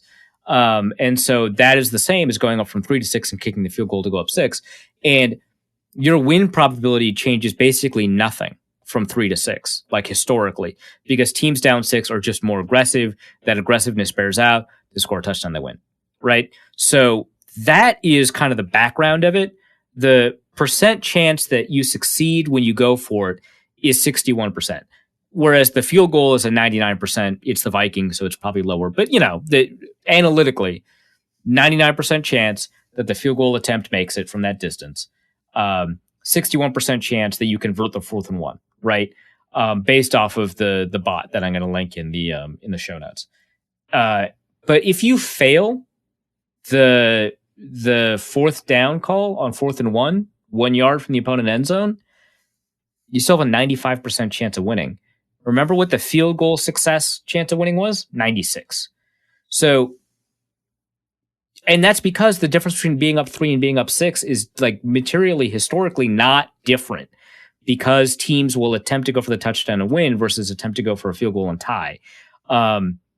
That's like the analytical backing behind it. Now you math it all out: 61% times 100% chance to win, plus 49 or 39% times 95. That's greater than 99% times 96 versus 1% times 92. That's the math. But the reasoning is that being up 2 scores to go from 10 to 13 is not that different versus being up 3 scores. Being up 3 scores with like, what was it, 4.5 minutes left? That's a virtually guaranteed win. Again, it's the Vikings, but like for most teams, virtually guaranteed win. So that's the math, is that teams can, in 4.5 minutes, teams can score 2 touchdowns. We know that to be the case. So, but very rarely do they score 3 times. Very rarely. Extremely rarely. Out of 1,000 times, I think it's like less than 5, right? So that's the reasoning, is that going up 3 is enormous. Going up 2 scores is similar. The 2 scores are very similar to each other. That's the analytics. So I would have probably gone for it. We're talking about a difference between a 98% chance of winning and a 96% chance of winning. It is not that big a deal, and I don't think people have made a big deal of it. But I just want to say, when I say I would have gone for it, that doesn't mean I think Zimmer made this awful decision. He maybe made the wrong decision, but it's like in the grand scheme of like decisions to make, this is like a pretty small one. So yeah, I would have gone for it. I think the right move is to go for it. I think that analytically it kind of makes sense. Argumentatively and narratively, it makes a little bit of sense. But I get it. So it's not that big a deal. Let's go to Turntle Power, who asks, our run defense has left a lot to be desired through 3 weeks. Do you think that's going to be the nail in the coffin for us next week against Cleveland with their amazing O-line and rushing attack? That's interesting. So I think the defensive line, and I think the ESPN statistics do not bear this out. So I will say the run stop win rate is like not great, right? So this is not supported by like all of the data on the planet. But I think the defensive line is actually doing fairly well against the run.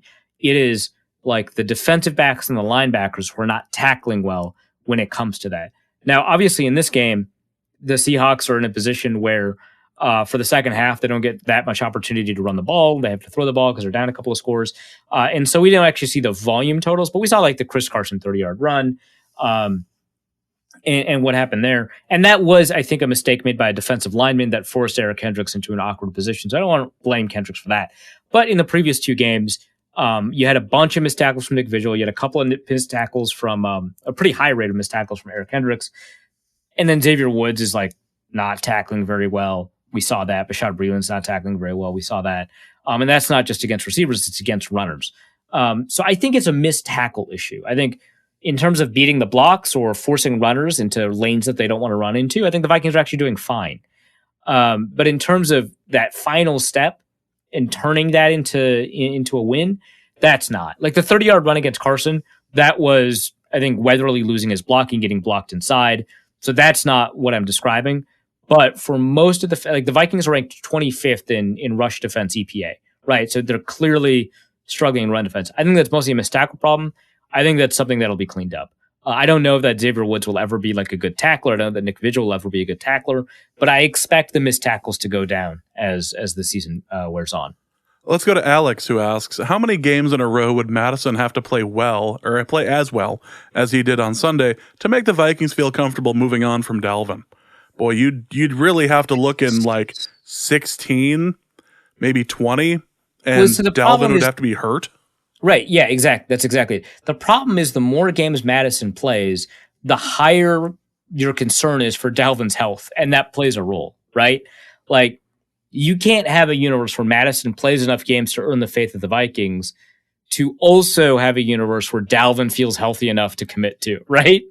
So that's the issue, right? So the more games Madison plays, the more the Vikings should commit to him. And that's just a product of the fact that the running back is injured. I would say that if you could if you were given 100% certainty that Dalvin would be as healthy as he always is, which, you know, is not like the world's healthiest running back. But if like you were given like a certainty, right? Like you take him to 3 different doctors, and all 3 doctors are at the top of their field say he's going to be exactly the same as he was before. And Madison has an unknown number of games, and that number of games helps you determine whether or not you want to keep him. I would say that is probably have to have the balance of the season. It's like 10 more games, right? For you to be like, okay, I get it. Better receiver, better pass protector, I guess. I mean, it's what it seemed like based off of this game. And comparably good runner. Not going to hit you a 40-yard touchdown run on a run. And, that home run thing is something that Zimmer likes a lot. Like, he'll take a bunch of 3-yard runs to get the 40-yard run, right? But, the run game is effective. It's enough of a threat. Teams pay attention to it. I feel like I can run play action off of this. I'm willing to move on from Dalvin. I think maybe 10 games, but the thing is, if you get Dalvin back, I mean, the Vikings just value that. I think all that happens is that you just have a timeshare more than, and Madison, even though he's slower, is your receiving back / pass protection back. So like that's the issue, is that if you get the healthy Dalvin back, like I don't know that the Vikings would ever find a scenario that they'd want to move on. But like, yeah, I 10 games is probably the minimum, and I could be argued out of it that it needs to be much higher. But I think that that's it. It's like you get a full season essentially of Alexander Madison playing at what seems to be a fairly high level. And you could say, all right, I guess we can trade Dalvin to a team that needs a running back. I'm just remembering the history of Vikings running backs over the years. And I remember when Adrian supplanted Chester Taylor. And how did Adrian not start that? Like, that's like wild to me that he didn't start that year. Well, I get it. Yeah, it made sense at the time, quote unquote, even though it really didn't. Considering what they do with first round picks for running backs now, like they didn't do maybe as much in the very early 2000s. Even then, that still is like a shaky argument at best. But yeah, it did seem like a situation where he should have ended up being like running back 1. This isn't going to be a situation like that in particular, where all of a sudden like dude just goes off and they decide to go with the hot hand. Like, they just paid Delvin Cook a boatload of money. I feel kind of uncomfortable finding an answer to this question because of the guarantees and the boatload of money and all that. Yeah, there's a lot more money at stake than, say, what they were going to be paying Chester Taylor back in 2005 or 2007. 2007, yeah, 2007. So yeah, not really the same thing. Conversely, Alex asks, what is the trade value of a back like Madison if he continues to perform at this level? They drafted him in the 3rd. They're not going to get a 1st, so I'd imagine a late 2nd. Yeah. Kyle Slaby asks, I feel like the only time I've heard Armon Watts named this year is when long rushing plays happen. And the first time I noticed DJ Wanham this season was in coverage this game. Are these two just bad, or is there quality snaps that just don't get highlighted? I think Armon Watts has done well-ish as a pass rusher. I don't even know if he has any pressures, but in terms of winning off the snap as a nose tackle, I think he's done all right. But yeah, he's getting bullied in the run game. That I think is you noticing that a couple of times is representative of the quality of play that we're getting thus far this year from Armon Watts over these 3 games. Armon Watts' rookie season, I thought he did a lot better against the run in the last 2 years. So there's that. DJ Wanham has not been pressuring the quarterback, and that seems like a huge problem for an edge rusher where that's the primary issue. He did get turned around in the run game in the preseason. He had a couple of bad moments in the run in weeks 1 and 2. Played much better against the run in week 3 than Stephen Weatherly. And overall, I think it's kind of there from a technical perspective that he's got the ability to kind of win in the run game. And I think the tools are there as a pass rusher. I'm in a situation where I feel like I have to be wrong about being wrong, right? Like, because I was really excited about what he did in the preseason and in training camp, especially, that he seemed like such a much improved player, right? And now I'm going to have to walk that back, and I'm going to have to be like, well, I should have probably just trust the fact that like your testing data is actually pretty good for you if you're an edge rusher. Like, it's a good predictor, right? So we'll see. But I think that from a film perspective, he's like kind of all right. But I think that only hearing his name when he's like bringing down a runner off of a screen because he was in coverage. Yeah, I think that's fair, right? Like you want your edge rushers to make more of a name for themselves than as somebody who tackles a screen player. Yeah. Also from Kyle Slaby, which team is the litmus test from this game? Is Seattle bad because they couldn't beat Minnesota, or is Minnesota good because they beat on Seattle? They're both average. Minnesota has played like 3 average-ish teams. I guess Arizona might be better than that, but I think that like the bottom's going to fall out for them. I think it's 3 average teams, and they lost to 2 of them, and they beat 1 of them. The fact that they actually beat Seattle by like multiple scores is like interesting. I think that's like a coaching problem for Seattle. But yeah, I mean, Seattle's going to get a couple of wins, non-division wins. It looks like. I don't know. They might meet San Francisco. Jimmy's not like interesting to me, but like non-division wins, and they'll threaten, and then they'll have a record that's worse than their team quality by the end of the year. And it'll look like not that great of a win after the season is over. But I think they're all average teams. So, unfortunately, I have to cop out and say like neither to this answer. Let's go to Nick Howard, who asks, better tackling, Zimmer's defense, or the security guards at US Bank Stadium?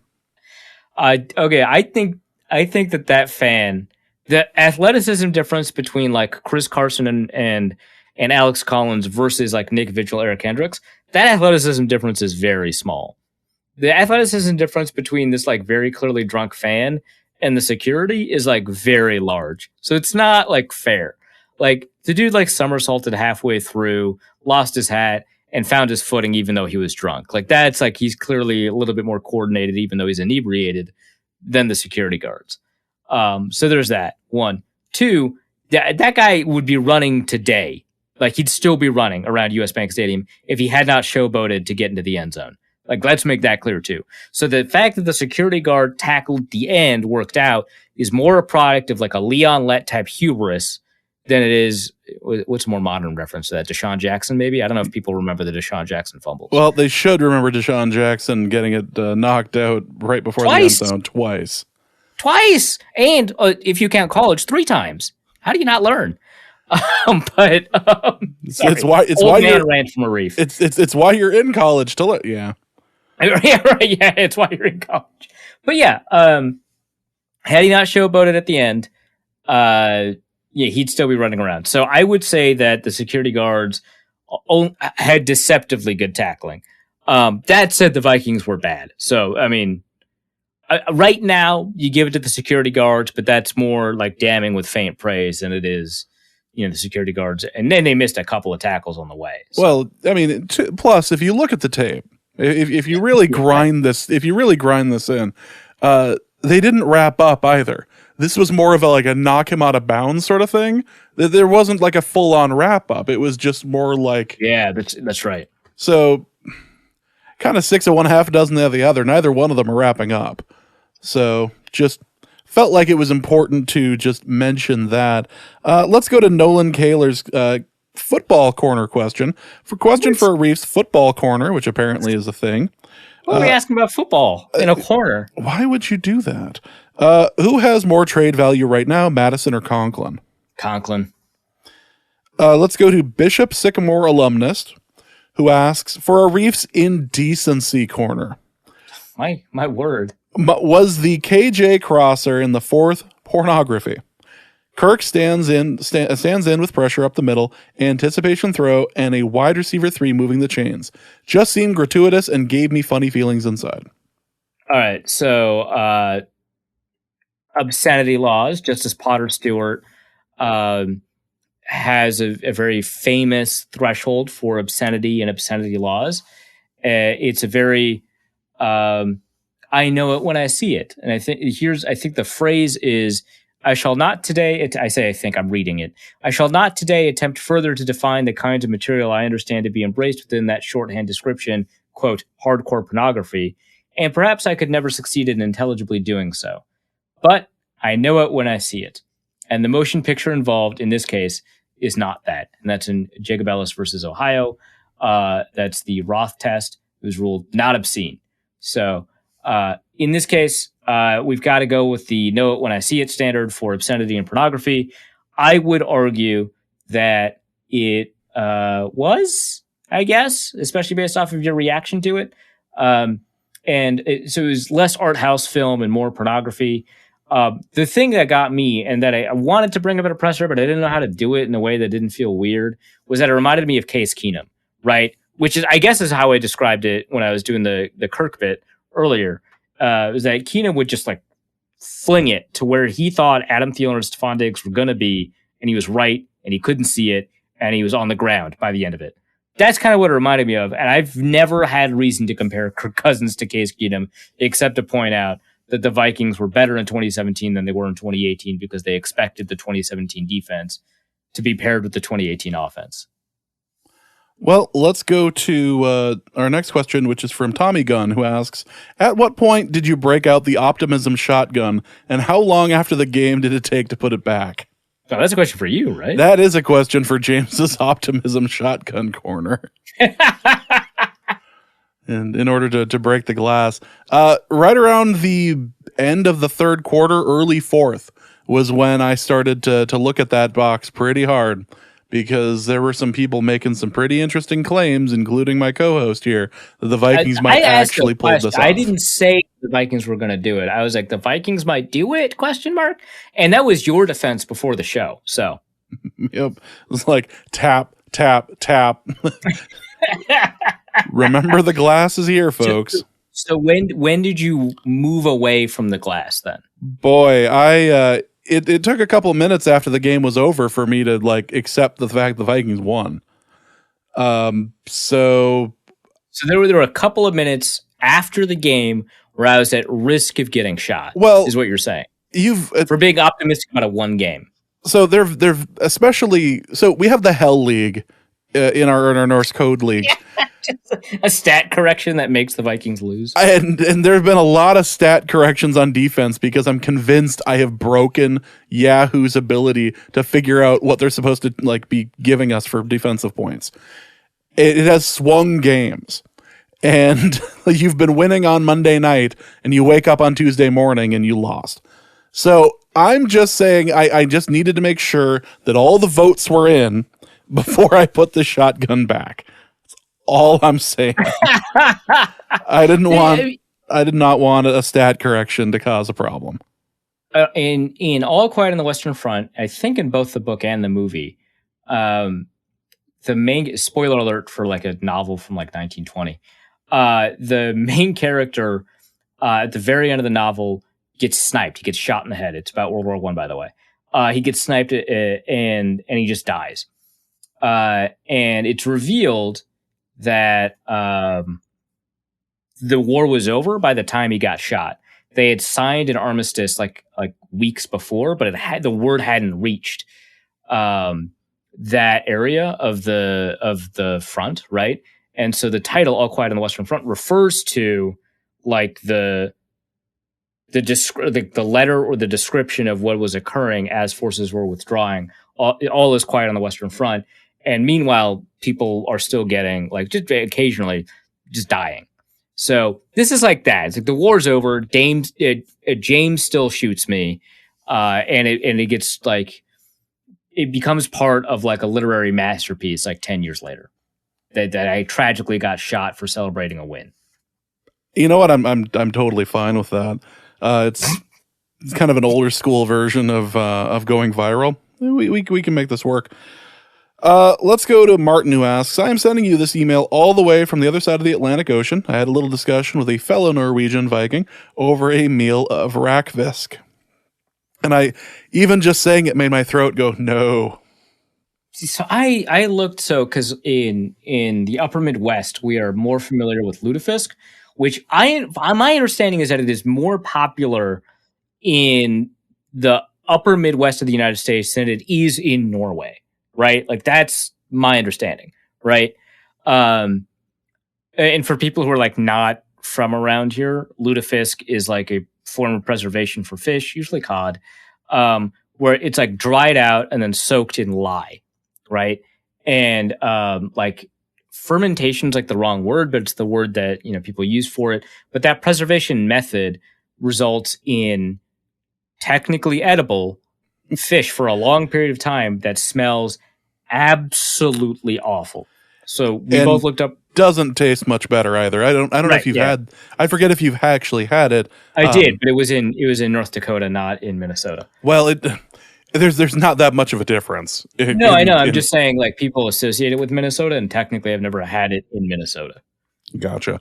I have had it in North Dakota, and it does taste better than it smells, but it does not taste good. I didn't even think it actually necessarily had much of a taste. It just the taste is like kind of not. Yeah, it might as well have just been like, I say powder, but like a gel that just dissolves on your tongue, and you're like, why did I just do this? Yeah.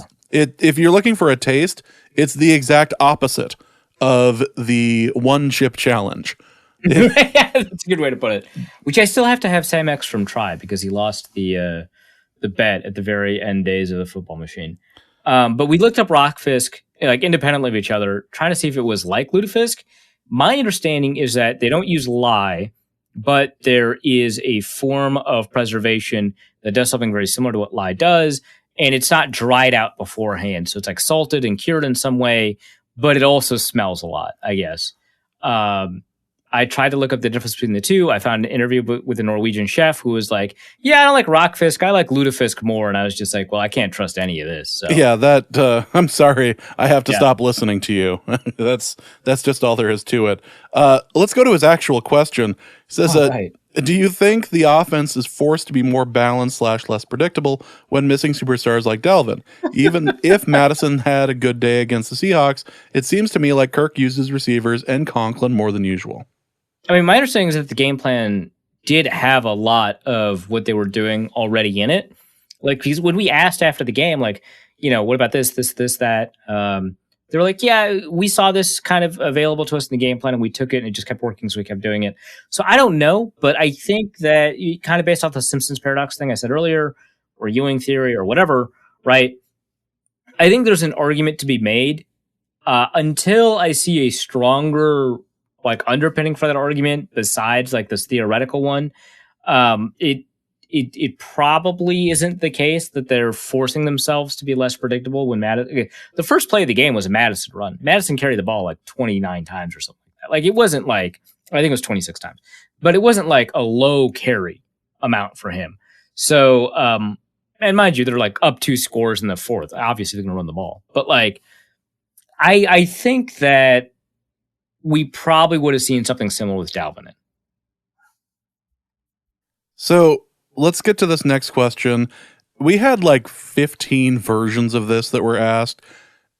I am a fairly pessimistic person, admittedly. This may come as a shock to people like a Reef. The guy who shot me for being optimistic? I know. Listen, I realize I give off a certain... Who are you and what have you done with James Pagashnik, eternal optimist? This is not the season of optimistic James. That's a deep dive for those who've listened to the show for a couple of years. I realize I give off this vibe, if I'm going to make a Reef happy by using that term. I realize I give this off this vibe. The season of vibes was last year, James. Get with it. Yeah, I have never been with it. And even when I was, they changed what it was. Do the Grandpa Simpson thing. So my whole point is I realize I'm a horribly pessimistic person, especially about the Vikings. But you people, holy crap. The little bit of success you have, and immediately this is where your head goes. I'm going to go, I just chose one at random. Sad and Broken Brazilian asks, how long do you think it's going to take to lose another offensive coordinator to be a head coach? I truly think that if Clint keeps calling like that, he can become a head coach sooner than later. I don't think it happens this year. Like if the Vikings end up leading the league in points, yeah, I guess, right, that it's there, right? But the thing with Stefanski was he was so well liked and so well understood to be a head coach candidate within the Vikings organization for like years, right? That it was unusual that they hired DeFilippo instead of him to be the offensive coordinator, right? Like it was well known, right? And so he had already established a reputation that would put him on this path to becoming a head coaching candidate. So I don't think that the short lead time that we saw for Stefanski is going to be similar to the one that we saw that we might see for Kubiak. Now, obviously, that same thing happened with Pat Shurmur but he was also an interim offensive coordinator for like half the year. So like that's a little bit different. But I think, Pat Shurmur turning the worst offensive line I've ever seen, including the ones with Teddy and Keenum and Ponder and all that, and Sam Bradford, who everybody had already written off. Admittedly, the Vikings sunk a first round pick into him, so it's not as if it was like Case Keenum, right? Turning Sam Bradford and then Case Keenum, right? Because he did both, I think, into what they did, and then parlaying that into a head coaching job. Like, that is more impressive than turning a guy who regularly turns in like top 10 numbers like Kirk Cousins into a top 10 number quarterback, right? So I think there's less like kind of steam for Clint Kubiak heading into the season as like a potential head coach candidate. I don't think that's there. Pat Shurmur kind of paid his dues. He was already a head coach in Cleveland, and sometimes second chance head coaches work out. Pete Carroll's a good example. Obviously, Bill Belichick's a good example. So I think that's kind of the context for those two. I don't think it would happen this year. Even Kyle Shanahan, I think it was after the 2016 season, right? But he was already offensive coordinator for Atlanta in 2015 as well. It was after the 2016 season, after Matt Ryan won an MVP, that he got the head coaching opportunity 2017 to be the 49ers head coach. So I think it would take more than a year. Let's go to the next question, which is going to be from Gustav, who asks, what does it mean that both Kirk and Herschel Walker both lost their shoe in memorable plays? Does this mean Kirk will run for Senate someday? Should someone ask Kirk if he plays Russian roulette? Does playing Russian roulette void your contract? Look, if he dies, he dies. No, First, I would not argue that Kirk lost his shoe on a memorable play. Like, Herschel Walker lost his shoe on a memorable play. Kirk lost his shoe, and because of that, the play was memorable. It was like a hit is thrown incompletion. Whatever. Will Kirk run for Senate someday? I think that's in the upper range of probabilities for post-playing career. I think that's on the table, that he's going to run for office, probably in Michigan. Should someone ask Kirk if he plays Russian roulette? I doubt he does anything nearly that exciting, but I'm sure he's at peace with whatever occurs at the end of that. Which means if you're at peace with death, I don't think Russian roulette's a very exciting game. So I don't think he plays it, right? He does other stuff like advertise for banks and fill glass tubes with rocks to signify his death, and construct plexiglass walls. I don't think he's a Russian roulette guy. That is quite the plexiglass wall they have for the entryway into. That's right. There is a plexiglass wall. That was pretty impressive. That was a great tweet. With that, Alex asks: Is there a statistic available, showing the win-loss record under Zimmer when they kick off to start the game versus receive? It seems like they win far more frequently when kicking first.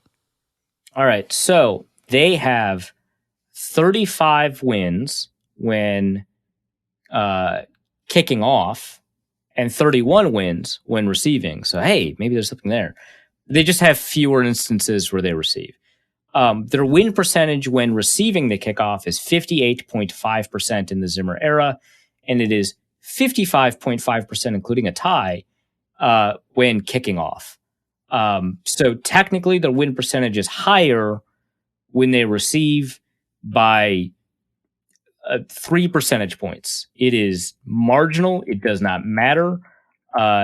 If that tie was a loss, if that tie was a win, then you'd end up with like a virtually identical percentage, right? So there's no difference. It doesn't matter.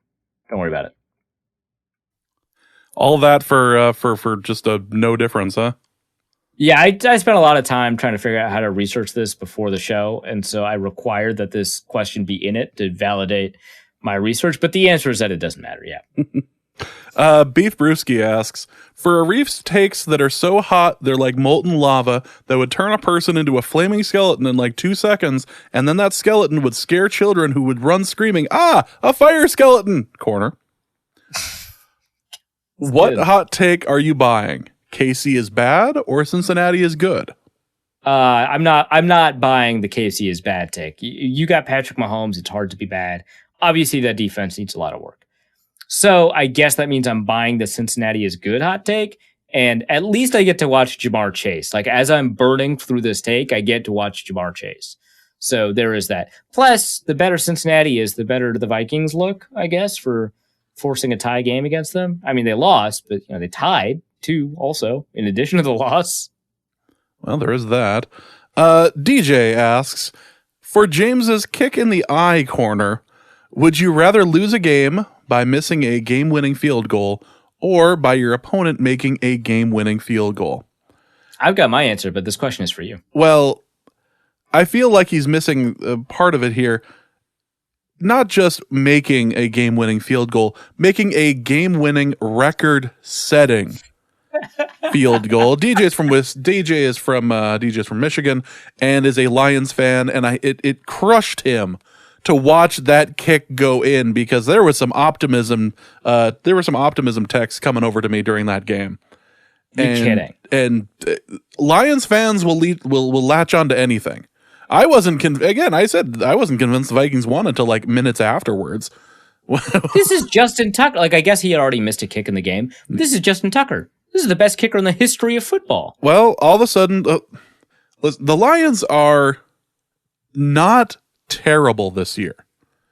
And it's a bit confusing. Significantly better than they should be, but they are bad. They are better than their record.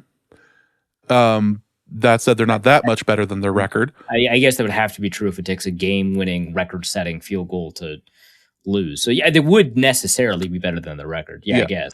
So they are better than their record. They have a likable head coach. And dude, I love him. Oh, my God. They have a likable head coach. They've got a couple of really great players. You can't really say a bad thing about it. Yeah, a couple. Hawkinson's great. Hawkinson's great. Quinta Cephas, I think, is like, he's a guy that, like, I don't know, you went in the 5th round, but he's a guy that I was like, hey, this would be an insanely good undrafted free agent to pick up. I think he's going to be really good. Had it would have been, I think, like a 3rd, 4th round pick of Wisconsin if he was allowed to play his final year. There was like a false sexual assault allegation that he's been fully cleared of, I think. I did a lot of digging because I really liked his game, and I was like, is he a POS? Like, do I need to find out? And everything I found turned out that he was like a good person and not, subject to whatever he was accused of. But because he doesn't get to play that final year at Wisconsin, he goes undrafted, or I guess 5th round. I loved him coming out. He was great. So he might turn out to be a good player. He had some good plays the past couple of games. So they've got that. They've got Hawkinson. They've got a pretty decent, I guess, offensive line. Not as good as I thought it would be, but like a decent offensive line. DeAndre Swift is doing some stuff. There's some pieces here. The ownership, the ownership is getting all the questionable love they can this year. Getting booed off the field. Love it. I love it.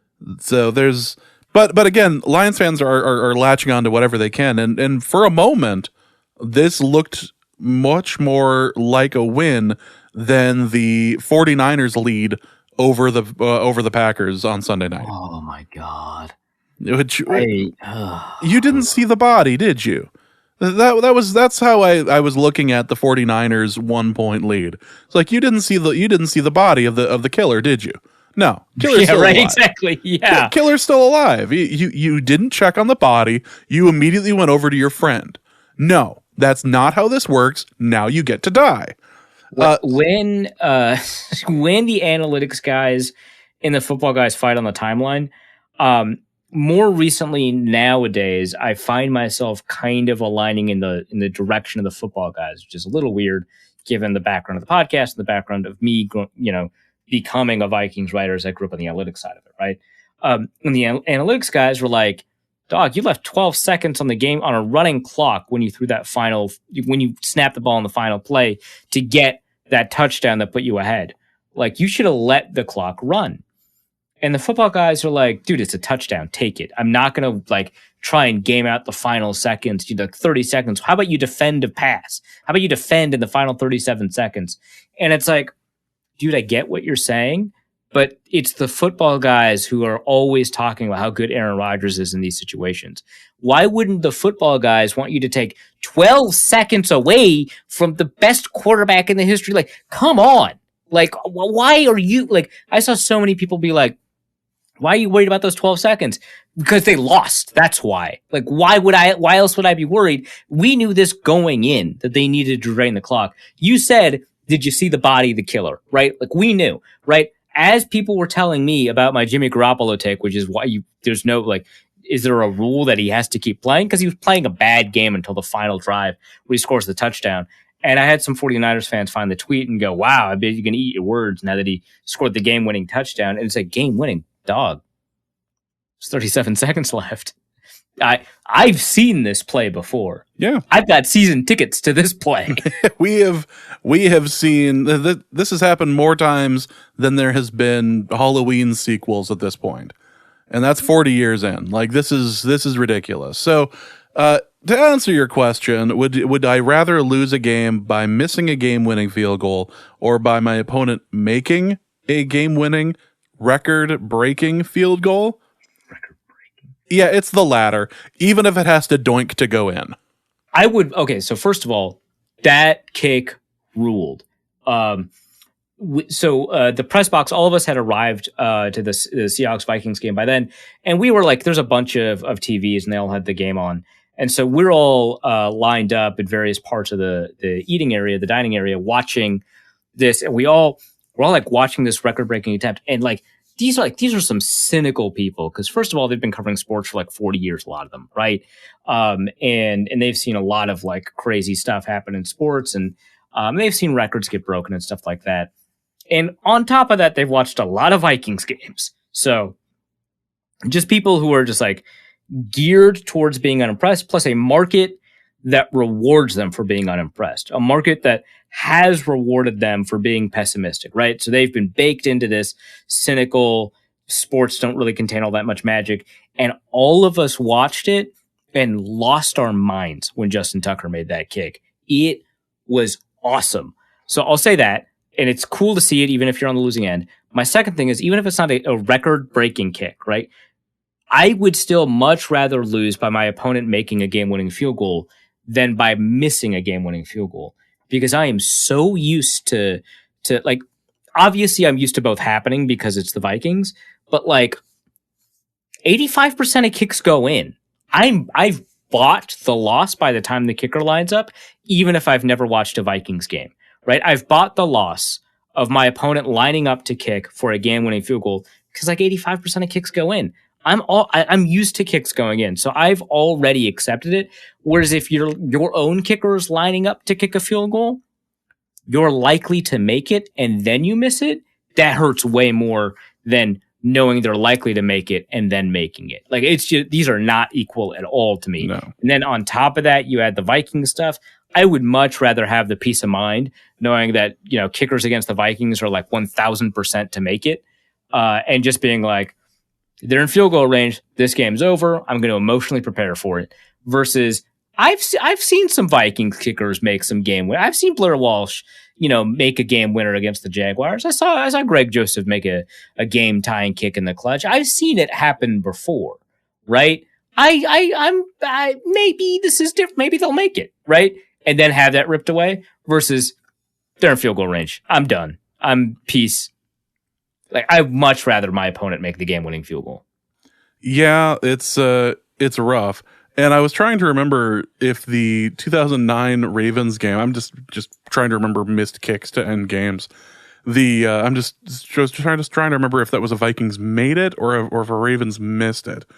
And like just watching a team actually miss a final game or like a final kick is so rare against the Vikings anyway. But it was I just remember that one being particularly magical. Let's make it to the second to last question here, and that's going to be from Ben, who asks, how much cash would you personally invest to have Justin Tucker be on the Vikings for the rest of his career? If the football gods offered this for a combined payment of $1,000, would you pay it? $5,000? And would you secretly use the Norse Code funds to pay for it? Why would I pay to ruin a Hall of Fame career? Why do you want me to ruin this poor man? Yeah, just he seems like a fine guy. He does opera. He reacts to missed kicks in comical fashion. I don't want to like take this guy's soul away, right? No way.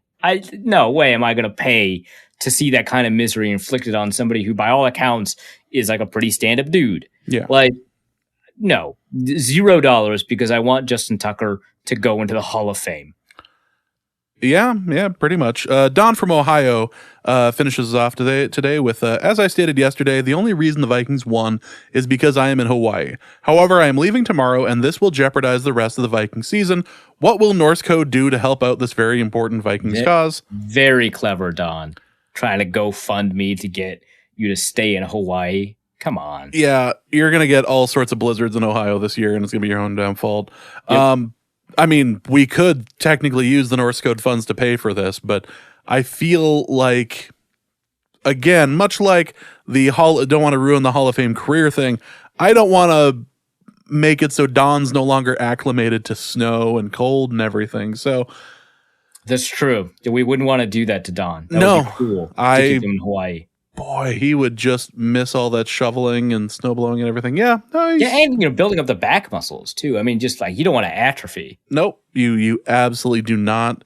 Too much relaxation can be a bad thing. Not a lot too of much relaxation does a body bad. Little known fact. They don't put that.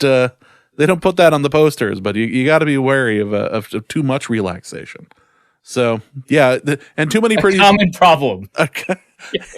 The silent killer. Yes. Too much of a sedentary lifestyle can lead to See, I found there it is. There it is. Like, all the studies on sedentary lifestyles. We'll just apply that to honeymoons. Yes. Can't have a honeymoon forever, Don. It just can't do it. And that is going to be it for this episode of Norse Code. Hope you guys have enjoyed it. Reef, what do you have to plug? I'm going to have a piece kind of breaking down the elements of the Vikings offense that work well against Seattle, talking about the play calling in particular. Obviously, I'll touch on elements like Kirk and Madison and how they individually played. So that's going to be soonish. I was hoping to get it out Tuesday morning. I don't think that's possible anymore. But I've got that. And then I'm also going to have a piece kind of exploring what might have happened if might have happened if the Vikings lead up to Stefanski week, essentially. If the Vikings had promoted Stefanski and retained him instead of Zimmer. And that piece is going to probably spark some healthy debates in the comment section. Yeah, that's healthy debates. That's what you're looking for, right? I'm a debate coach. I would love nothing more than to see spirited intellectual discourse. Yeah, that. All right, that's going to be it for this episode of Norse Code. Hope you guys have enjoyed it. We will be back with a new episode on Thursday. The Patreon people will have a bonus episode with the full Draw Play Dave interview sitting in their queue right now as you're listening to this. So check that out, Patreon people. And if you're interested in such a thing, you can head over to patreon.com/NorseCode. And for $3.50 a month, you too can get access to that and the other 2 bonus episodes that they were given this month. And along with the 38 bonus episodes that have already been released to them. So, again, if you're interested, patreon.com/NorseCode. But for Arif, my name is James. Thank you guys so much for listening. And please remember, case cookus. And we will be back later this week. Norse Code is the largest and only division of Norse Code LLC. You can find Norse Code on the Daily Norseman, SB Nation's official Vikings blog, at dailynorseman.com. You can also find it on iTunes, Spotify, YouTube, Stitcher, or wherever fine podcasts are aggregated. Our Vikings blogger extraordinaire and generally useful human is Arif Hassan, and he can be found on Twitter at Arif Hassan NFL. You can also find his written work at theathletic.com. I am your podcast host and producer, and my name is James Pagashnik. You can find me at the show's official Twitter feed at NorseCodeDN or my personal account at Big Mono. If you'd like to donate a few bucks to the show, you can make your one-time donation at paypal.me/NorseCode, or you can make a recurring monthly contribution by visiting patreon.com/NorseCode. A donation of $3.50 per month does get you bonus material from the show and much more. Any questions or comments that won't fit in a tweet can be sent to norsecodepodcast@gmail.com. On behalf of the Norse Code staff, we thank you so much for listening. Our formula is this. We go out, we hit people in the mouth.